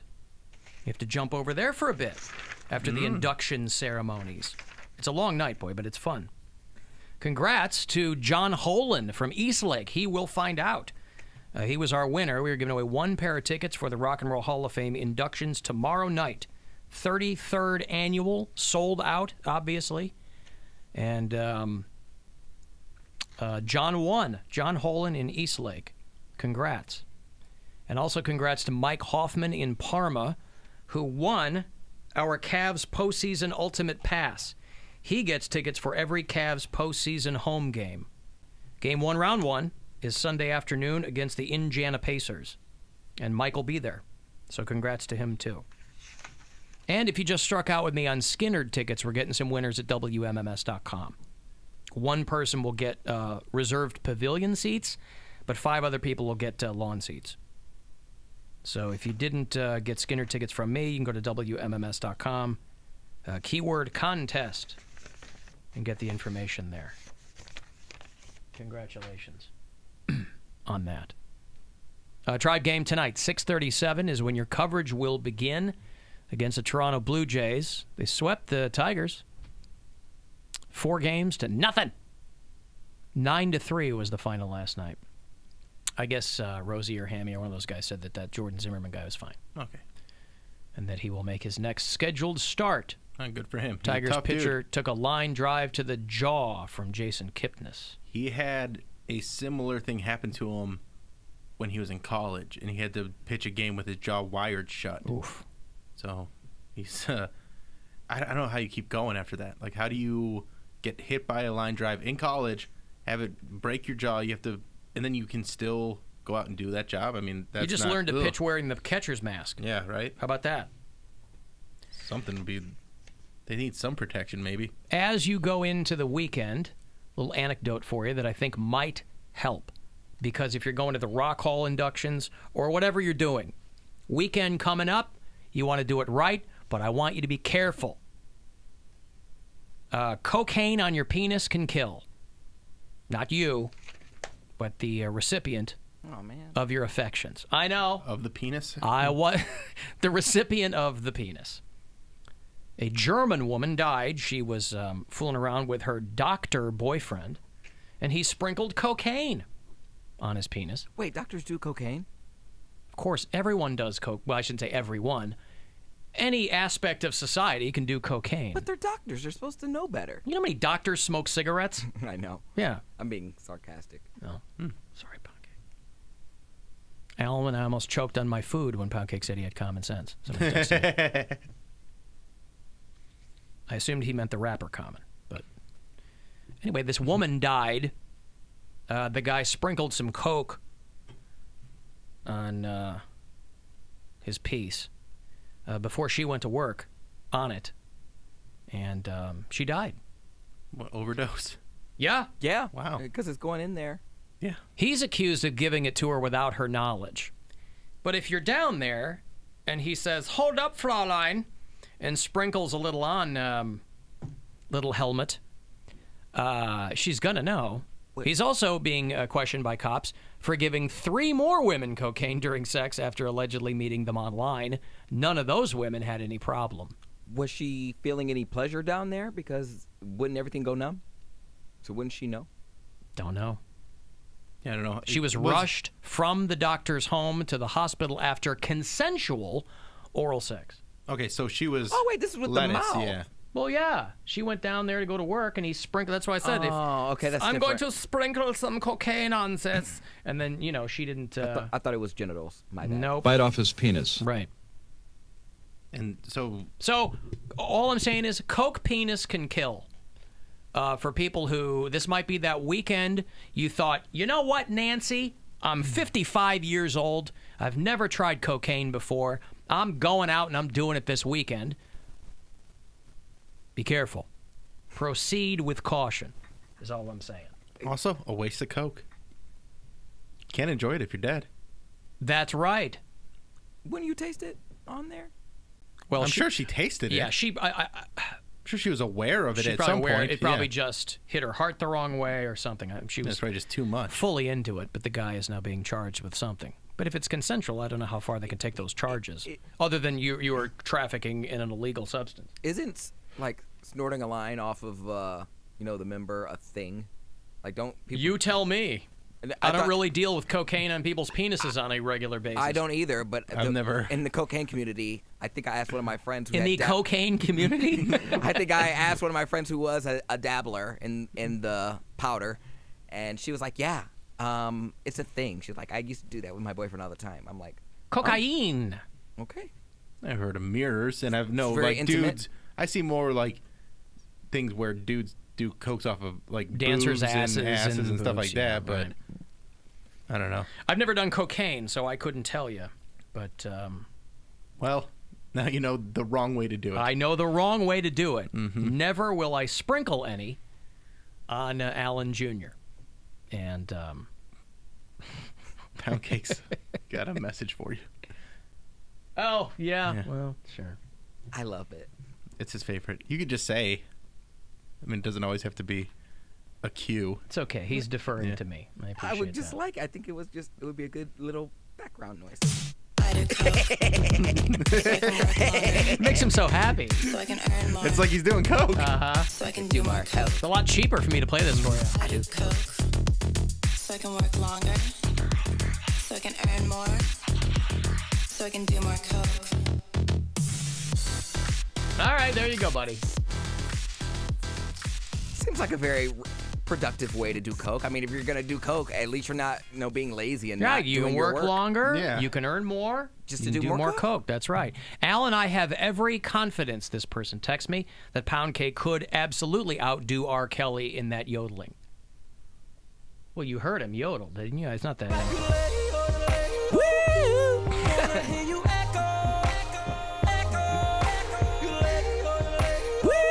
Yeah, okay. I got it. I'm picking up what you're laying down. I hear it now. I didn't hear it at first, but yeah, now I hear it. Now there you go. Sometimes the audience can see things in us that we never, ever see in ourselves. That's for damn sure. That's the amazing thing, right? So much faith in us. Yeah. We have so little in ourselves. They're pervy to many things that we aren't. They are pervy to so many things. All right, I got $1,000 for you, as promised, once an hour, our $1,000 bribe. I hope you win. Good luck. Your shot at $1,000. Now, text the keyword BANK to 200-200. You'll get a text confirming entry plus iHeartRadio info. Standard data and message rates apply. That's BANK to 200-200. Good luck from WMMS.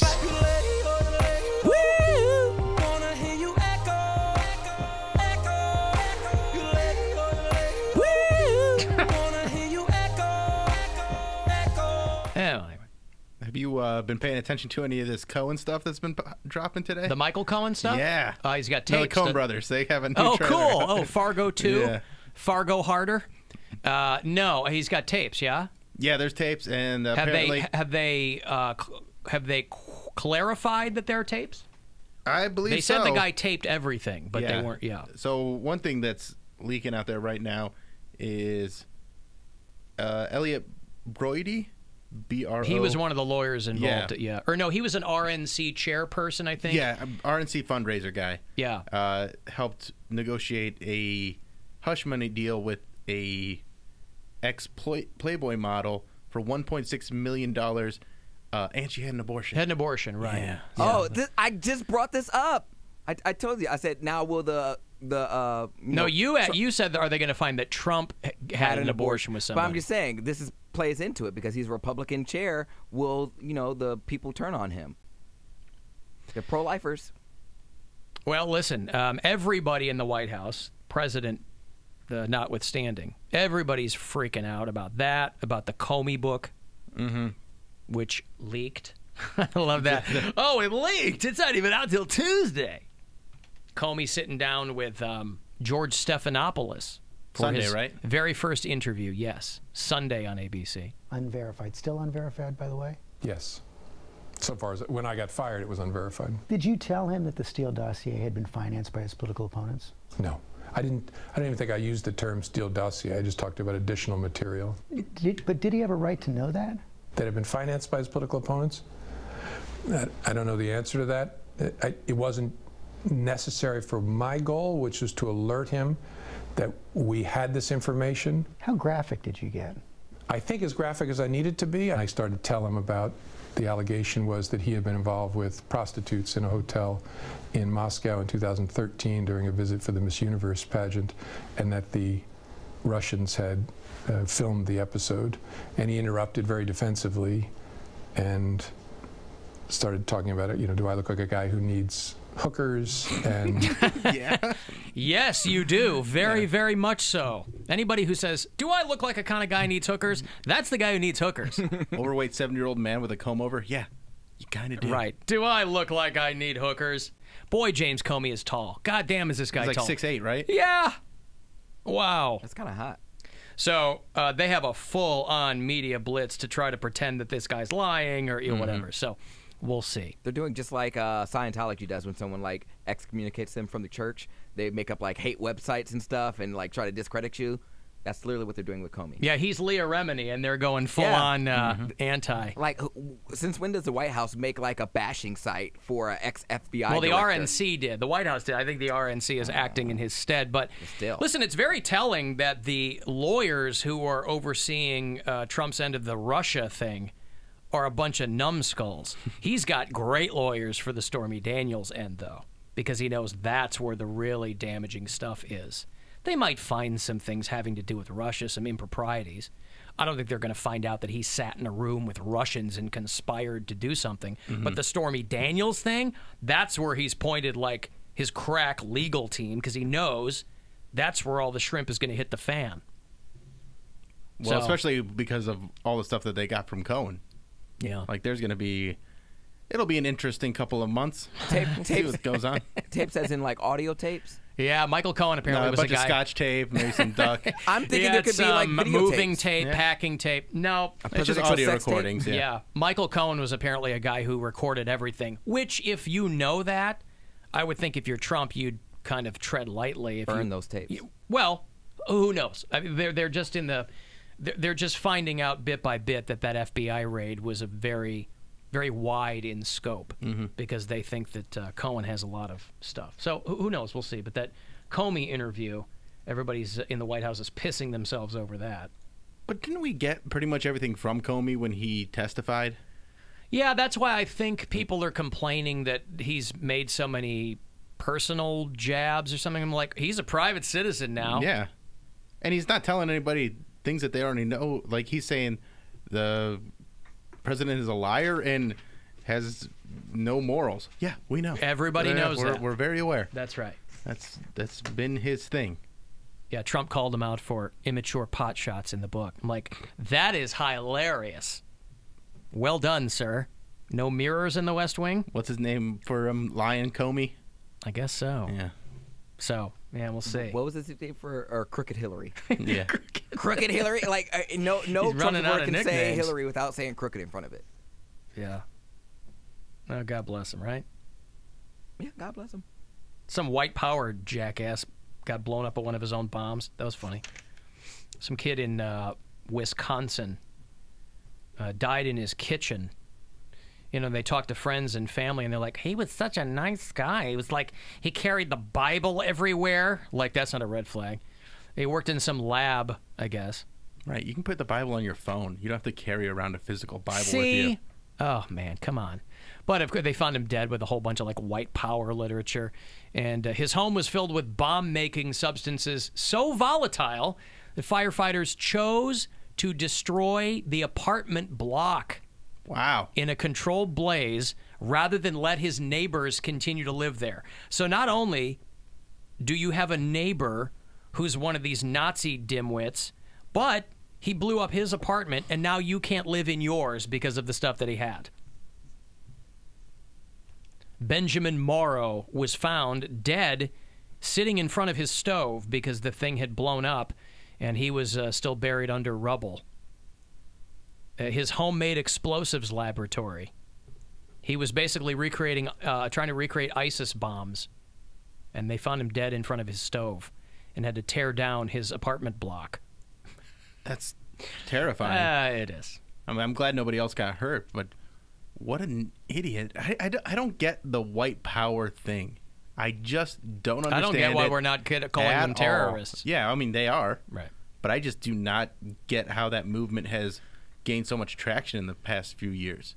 It boggles my mind. Because they got a guy at the very top who's telling them it's all good. But don't sweat it. It's all good. I got your back. All right. That's what it is. You know, obviously these people have always been around. Right, but it's just that they're getting loud and proud about it now. People have been around, but I feel like it went away for a while. Like, these numbers, I think it went down. Yeah, it was suppressed.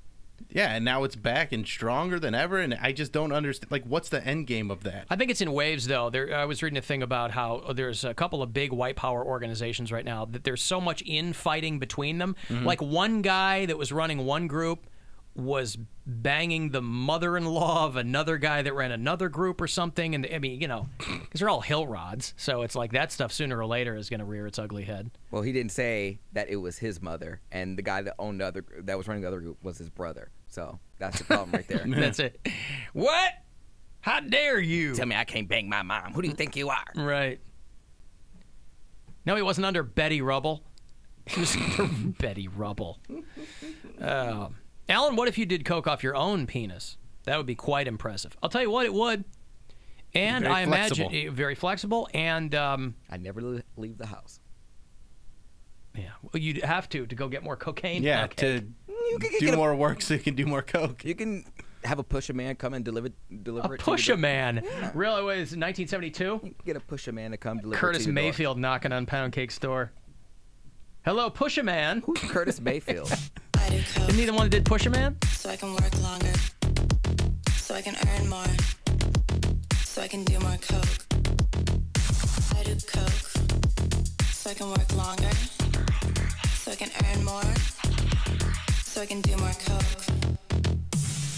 See, Poundcake doesn't realize that all these rappers use samples from other songs. So he has no connection to the original artists, right? He goes, who the hell is Curtis Mayfield? He's the guy that everyone who does a Pusha Man sample pulls from his song. Can we hear it? 'Cause You I'm only not know a- Chance the Rapper. Yeah. You don't know Pusha Man? I do not. Oh. I don't know the pusher man, Chance the Rapper version. I just know a pusher man is the guy who delivers the drugs. Just like the plug. And that's what it's from. Okay. Curtis Mayfield song. I didn't know that. Or late 60s, early 70s funk. I got it in here. Yeah, let's hear it. Yeah, between Curtis Mayfield and Isaac Hayes, those guys pretty much had that whole vibe wrapped up in the 70s. I'll find it here for you, and then I'll go. The Scientologist Isaac Hayes? Is he a Scientologist? Yeah, yeah. Wasn't he? He was Yeah, chef on yeah. South Park? Yeah. Curtis Mayfield. Because he did Superfly too, didn't he? Or maybe just Pusher Man.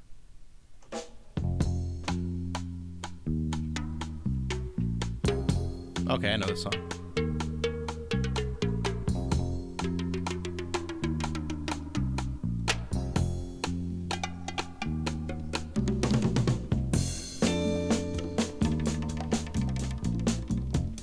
Can't tell it's from the 70s, can you? Oh my God.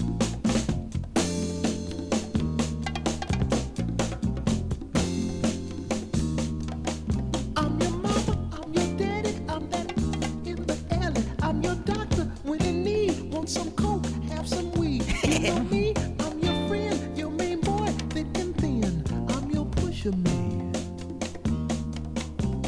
I'm your pusher man.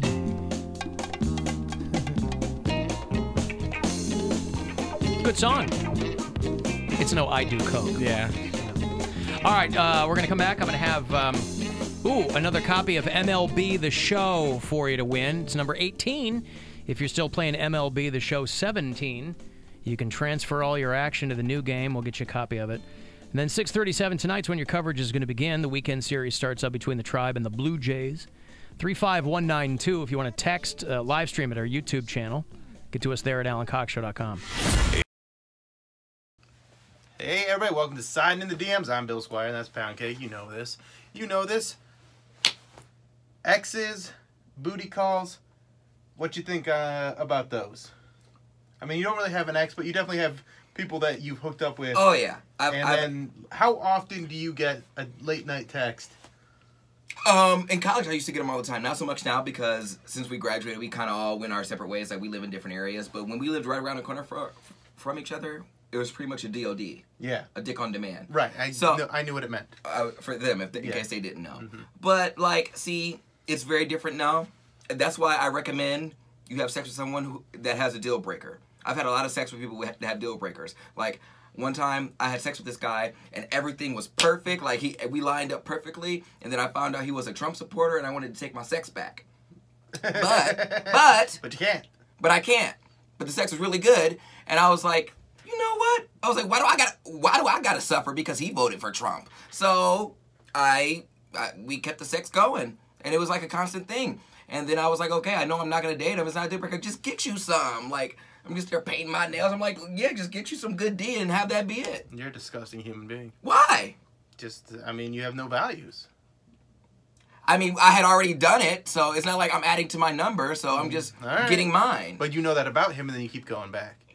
Yeah. I have a friend last night that was debating whether or not they should go out for a booty call, a potential booty call. Like go out to a bar, meet up with this person, and then see where it goes. So he's dating for a booty call. Yes, but that's not how you do it. I know. You can't date for a booty call. And I said, don't go. And they went. I'm keeping this very... Okay. Yeah.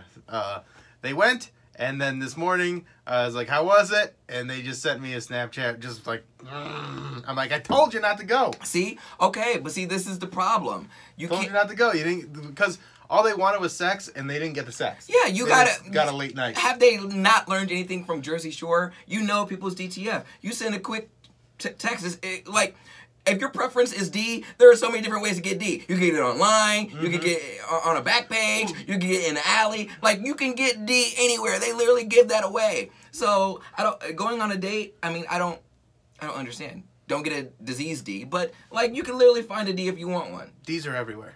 Yeah. And all you gotta do is ask. Men are myself included, we're the worst pigs ever. If a girl or sometimes guy walk up to you and you're not in a relationship and they look halfway decent and you literally say, hey, would you like to have sex with me? Most men would be like, your car or mine. Like, right, yeah. I was reading this thing about a guy that did this experiment on Tinder where he was being real gross to women on Tinder, but he was using like model pics. So like normally if girls saw like a regular guy doing this stuff, they'd be like, block, you're disgusting. But he had a ton of success with the girls being like, normally I'd block you, but you're cute, so let's hook up. Yes! He got like all these girls' numbers because as much as men are pigs, women also like a good-looking person. There's a reason. It's just the way that we are. Yeah, that's humans. There's a reason why men have groupies and women don't, because women have stalkers. Yeah. Women. Like, they'll just, like, oh, I look good. Look at my big boobs. Look at my big butt. And the men are like, you could come behind the velvet rope. Mm-hmm. So, it's a double standard, and it sucks, but it is what it is. Yeah, I got a text from an ex recently, we'll say. And it was more of, it wasn't like a booty call or anything like that. It was more of a just checking in. They were drunk. They were checking in. And it was nice, but I wasn't like... I'm not in any situation where I'm gonna. I just don't even want anything to do with it right now. This is like the most mature I've ever been in my entire life, where I'm not trying to like. Yeah, you gotta spin things into sex. I'm just like, yeah. Like I had that. When are they gonna be gone? It takes time. It literally takes time. The guy that I had feelings for, that the closest thing I ever had to a boyfriend, I had to stop having sex with him for a while, and then he became my DOD. Like, and then, like, it was a thing, because I was like, he became more and more disgusting to me as I, spent more time with him, because this is, like, after I already, like, cut him off, blocked him on Instagram and Twitter and all that stuff. I didn't want to see any of his updates, but every single bar I would go to, he would be there, so I couldn't escape him, and so he would get drunk, he's like, hey, Cody, like, what's up? I'm like, I can't handle it. I can't think of someone the same way after I've seen them naked. Like, it's just a feature of me. After I see your O face, like, I can't look at you the same way. Yeah, no, that's true. There's always something there. There's only limited people on this earth that have seen this O-face. So you're a part of the privileged group. It's like being a president. Yeah, like 10% of the population's seen it. Okay. That's a lot of people. Yeah, that's about 7 all billion? the gay people. Yeah. Okay, I'll go Americans. That's 350 million. Yeah. So how many people is that? About 30 million. Is that about your number? Well, I don't know. I lost count. Yeah, all right. Thanks for watching, guys. We'll be right back. So I went and saw some apartments yesterday. And how did that go? I found one that I like a lot. In your price range? Yeah. It's higher end of my price range, but like still very manageable, so it's not anything that I have to worry about. Has your requirements? It has not only a view of the lake from like the living room area. It has one from the bedroom, so it like exceeds my expectation. Oh, that's like a bachelor pad. So you want a lake view, darling, and just like look. I just would be happy with that, because right now I don't even have like a real view at all. Like I can just see like a neighbor's house and then like a road. It sucks. So like having like being able to see that first thing in the morning will make me so happy. And we're getting spring soon, so you're gonna see nothing but blue. Well, it's Lake Erie. Yeah. Nice, murky, brown water. It'd be nice. Yeah, the water, after you get out a little ways, like, it's pretty... green. It's pretty blue. It's nice pretty and blue. green. Yeah, it looks all right. So I'm starting the process to hopefully lock that place down. And I'll have a pool, but it won't be an indoor pool. Do you have to bid? Well, yeah, you have to put an offer in. You have to outbid people. No, I don't. There hasn't been any offers on this one yet, so I'm like keeping my fingers crossed that it all works out and I get this one, because I'm really like it's such a nice place. It's your dream place?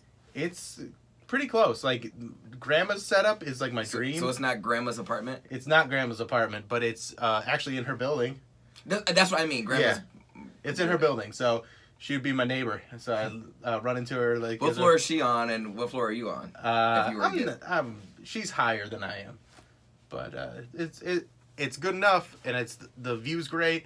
And once you're in there, you can't really tell, like you don't see any of the other apartments, like you can't see it's high enough that you just see out into the ocean the lake. So, ocean's a little bit different.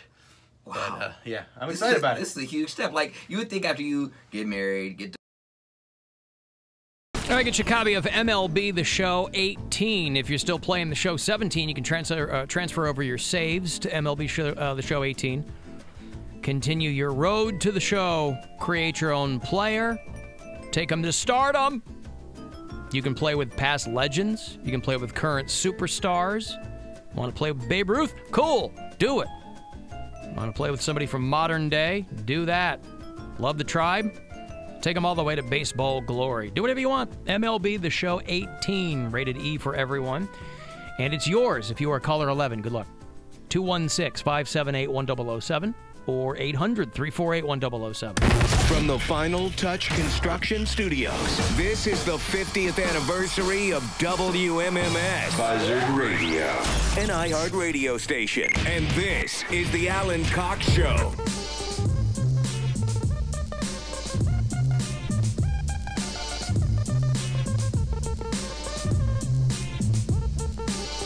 Tribe game tonight. They start up the weekend series against the Toronto Blue Jays. 6:37 is when your coverage will begin here in MMS. And then first pitch shortly after 7 o'clock. Are they serving the mayo chip at Progressive Field? You saw all these people on Twitter and online arguing over Heinz's ketchup mayo combo called mayo chip. Why wouldn't they just call it ketchup? That's special sauce, or that's mayo, fancy sauce. Mayo chip, mayo chup. Oh, that's some what a fancy clunky, sauce. awful name. Heinz Ketchup created their mayonnaise ketchup combo. Wanted in stores? 500,000 votes for yes, and we'll release it to you. And the choices were yes, and I'll make my own. Yeah, I'd rather just make my own. I don't like mayonnaise. I like Miracle Whip. Well, it's a kind of mayonnaise. Well, it's technically, I think, sandwich spread. But I like the Zesty Zip. Mm-hmm. The Tangy Zip. Sorry, Tangy Zip. Tangy Zip of Miracle. The Tangy Zip. I actually like olive oil mayo more. Like, that's pretty good. Have you ever had that? I think I probably have because my wife is a mayonnaise person. I'm not. We don't fight about much. But we have come to loggerheads on a couple of instances between condiments. Just go along with me. Over mayo versus Miracle Whip. Mayo is too something. It's too eggy, or I don't know what it is. I absolutely prefer Miracle Whip to mayo, but I like both. Poundcake, where do you fall on this? I don't F with either one, really. You don't like Miracle Whip or mayo? I can live without them. I put them on some. It depends on what mood I'm in. It's very rare that I eat anything that they would work with. Right, me too. And so, like, that's why I don't care as much. I think it would be weird to have, like, maybe like a BLT without any type of mayonnaise or anything like that. Or I guess it is like Miracle Whip. But I was broke. I'm like, my mom, she used to get, like, the salad dressing. So I really don't care whether it's Miracle Whip or mayonnaise. Because as long as it's not salad dressing. Well, I got the generic kind of either one. So I was like, if I can eat that, then I can eat either one. I'm not picky. Mm-hmm. But I don't have to have it. Do love a BLT, though. A BLT Oh, is BLTs good. are teats. Yeah, so far they're only selling mayo chip in the Middle East. Ew. Mayonnaise is probably a much bigger deal overseas where people use it for their fries and crap like that. See, I just don't know why they wouldn't call it ketchup. Who came up with mayo chup? Ketchup. Yeah, ketchup sounds a little... It's way catchier. Slicker than, yeah.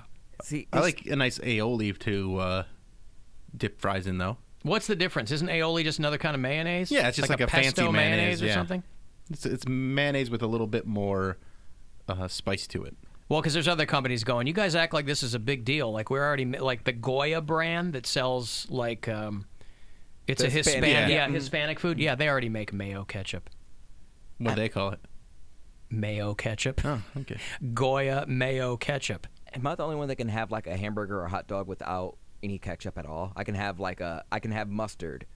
Oh, I don't need by ketchup. itself. I don't need ketchup. I very rarely eat ketchup at all. I can't have ketchup by itself. Like if it's on a burger, I can't. Like if I have no ketchup and just mustard, that's fine. That's perfectly fine. But if I have just like ketchup and no mustard, I'm like, I can't eat this. Well, I'm a heretic in my own family because it is gospel that you do not eat ketchup on hot dogs if you grow up in Chicago. It's just mustard. But you'll microwave a hot dog and then put ketchup on it? I happen to like mustard and ketchup on hot dogs. I like both. I finally found out why your mom doesn't want to talk to you.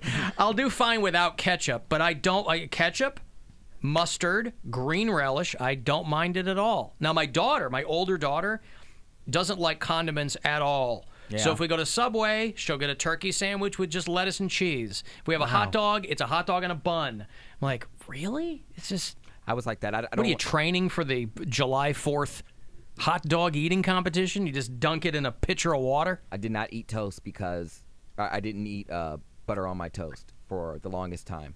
Well, butter's nasty. No, butter's amazing. I like the taste of butter. I just didn't like it being soggy in the middle. And I'm like, this pissing me off every time I bite into it. Well, then you just don't put as much butter on. But other people would prepare it, and I'm like, I don't like this. I like the butter to sit on top, like a little glob. I don't like it to be like spread around. I like it in one particular spot. I want to bite into the butter. I don't want it to like be all. He likes over to have a stick of butter and then the bread, and then he'll take a bite of bread and then a bite of the butter. You know how? And that way it all mixes up in his mouth. My brother-in-law will roll a stick of butter and sugar and call it his shame stick and just eat it like it's a... That's no good. No. I can't do that. I want my butter to look like, you know, the IHOP commercials where they have like a stack of pancakes and they're a pad of butter? Yes, that's what I want my toast to be. I want a pad of butter in the middle. I don't want it to be spread around. But then it's going to get really soggy in that one spot. I eat it really fast.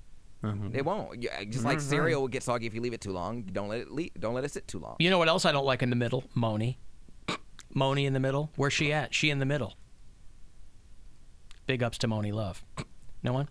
Nope. Alan Miracoip is sacrilegious down here in the South. Duck butter all day. Duck butter? That sounds like something that you get when you pull out of your girl. That's truffle butter. I said it sounds like something, right? Oh, baby, I got duck butter all over me. Oh, quack, quack. Oh, don't you wipe the white duck butter off with the good hand towels? Go get me a piece of toast. I don't want this to go to waste. No. Alan, doesn't Poundcake know black people don't like mayo? Haven't you ever seen Undercover Brother? I did, but I don't remember a mayo through line in the story. I do. Yeah, I remember very... Like oh, really? Oh, yeah. maybe I need to see it again. It was I don't remember a pretty prominent part of it. But see, I'm fickle. Maybe it's the white side of me coming out because I don't mind it, but there's a lot of things that black people do like that I don't like. Like, I don't like watermelon.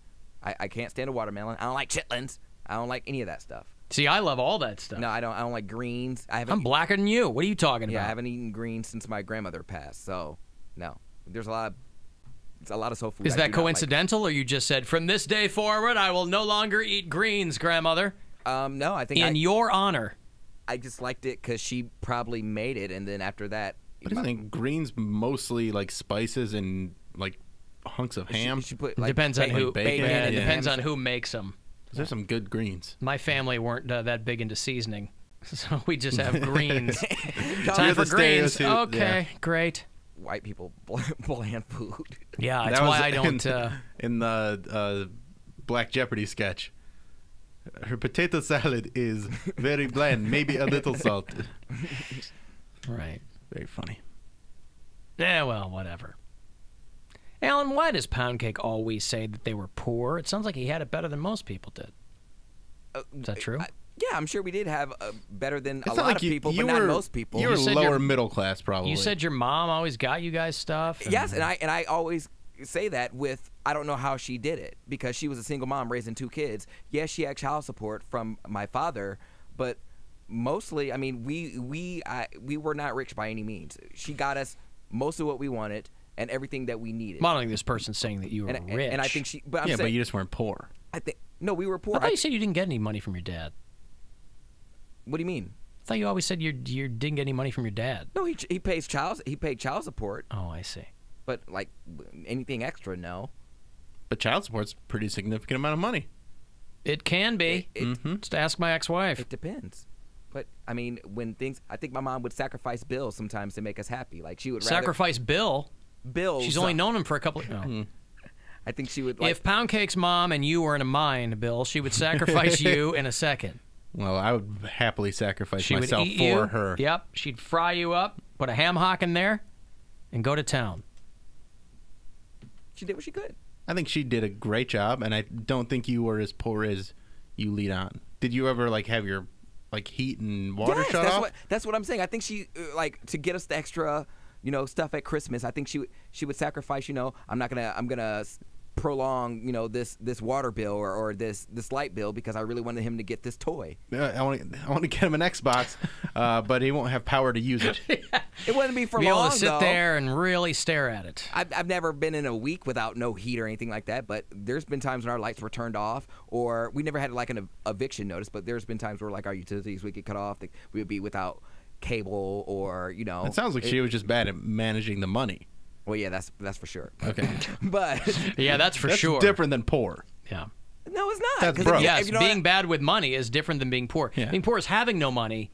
Mismanaging your money can make you poor. She's broke. She's not poor. Right. There's a difference. Two different things. I mean, my mom makes a good How come we living. never have any money? I don't know. I bought you that Xbox. She has a career and She's an accomplished woman. Yeah. Personally and professionally. But when I buy her this house, when I get in the inner circle, then she'll be living. You're going to be putting a bid in on R. Kelly's P house down there in Atlanta. No, she'll be in Oberlin. Mama, this is your new house. She'll be like, what's that smell? I got a deal. What's that smell? And then Poundcake will be all salty because she doesn't appreciate it. I bought you this house. It smells like pee. My mom's the least materialistic person ever. So she had to be because she had to give everything to you, the most materialistic. I know, she couldn't afford to be. She even still, when we buy her like jewelry and stuff like that, she'll wear it for a little bit, but she doesn't even like it. She was like, "Oh, it's too gaudy." I'm like, "It's a diamond, Mom." She's like, "It's too gaudy." Right, but she's a nurse too, right? So she's probably used to just being like is she in scrubs most of the time? No, I mean, oh no, nurses wear jewelry. I mean, I don't know. But do they at work? I don't know about at work. Well, that's what I mean. She's at work a lot, right? Yeah. So if most of the time you're not wearing anything like that, then even a regular piece of jewelry might seem gaudy. It doesn't stop most people. All right. But I told her, I'm like, we were at my cousin's house for celebrating her birthday, and my aunt had told her that don't let a guy propose to you if he doesn't, at least buy you a 1-carat ring. And my mom was like, "What? A 1-carat ring? At least a 1-carat. At least a 1-carat ring. Yeah. And Mom was like, "That doesn't show." I'm like, "Mom, I don't think that's that big of a deal." I'm like, "If you're gonna wear a ring for the rest of your life, it better be nice." She's like, "That's not what's important." I'm like, I think I'll probably say no if a dude didn't have if the ring game wasn't correct. I guess I don't know how big a carat is. A 1 carat would be decent like, size. Okay. Yeah, carat's a big ring. Cost you $1,000 or so, maybe. And that's not expensive. If you want the rest of my life, the least you could do is splurge a couple paychecks. That's what the back in the day, the conventional wisdom was. 3 Yep. paychecks, yeah. 3 paychecks. I'm like I'm going to spend $200 on a ring. It's a long time ago. It's a long time ago. A long-ass time ago. But where would you go to get a ring if you had to get one now? Right now? Yeah. Oh, I'd go see Josh Bookman and Bookman and Son, downtown Brecksville. But again, a long time ago when I proposed to my first contestant, it was a different situation. We had the ring a while before I proposed because I think she just wanted the ring. Women love rings. And then, I get it. It's a symbol of something. Hey, it used to be more of a symbol. Now it's just. Well, I mean, I think people might have broadened their ideas of how things should be, and that's fine. But some people, however open-minded they might be, there's a lot of people when it comes to getting married where they suddenly become very traditional because they associate it with like how their parents did it if they're still together, or their family, or there might be like a an heirloom that gets passed. So I understand where people's brains. I like the go in that heirloom thing. direction. I think I think like. Well, that's why I said, but there's I'm like, you're not going to wear a tomato in your hand. So she wanted nothing to do with that. But yeah, if it's something that's passed down, Right. For, you know, And then you can have it tomato. updated, stuff like that. An heirloom tomato. Oh. It wasn't even worth backing up Explaining on. to you, yeah. Hey, Woody. Alan, Yes, sir. how's your day, brother? So far, so good. Hey, Bill, how you doing? I'm all right. Happy Friday to you, sir. Yes. Thank you. You guys just heard about ketchup and mayonnaise and the things that the Heinz Corporation is coming out with? Heinz is trying to get this going beyond the Middle East. Yeah. No, wasn't there something like in... Do you remember the old Fast Times at Ridgemont High movie where the guy was bouncing around from fast food restaurant to restaurant? Yes. Judge Reinhold, yeah? Yeah, exactly. Judge Reinhold, yeah. He will sell no fries before their time. Mm-hmm. My name is Judge. My name. But yeah, wasn't that like the secret sauce to one of like All-American Burger? Something like that. I haven't seen that movie in a long time, but I will take your word for it. It was the guaranteed breakfast. If it was the best breakfast you ever had, or your money back. And then he called the customer an a-hole and got fired. That's right. I love that movie. Mm-hmm. That was my teenage years incarnate. Right. You got big weekend plans, Woody? Are you going to the Rock Hall inductions tomorrow night? I don't have tickets. I would have put you at my table if I had known. Is that a fact? Yeah. I would, but yeah, I would kill a hobo to get down there. A hobo, a real live hobo. I'd kill a hobo. All right, thank you, That's Woody. just your civic duty. Uh-huh. Not the Judge Reinhold show from all those magazine ads. They're all over the place. Look at this. My name is Judge. I didn't even know that this kind of technology existed. I could use this in my ventriloquism act. They have a bar here? Busy? Actually, I'm usually... Check this out. My lips don't move. You'll call me up in the stand, say something like, who is this little friend? And he'll say, my name is Judge.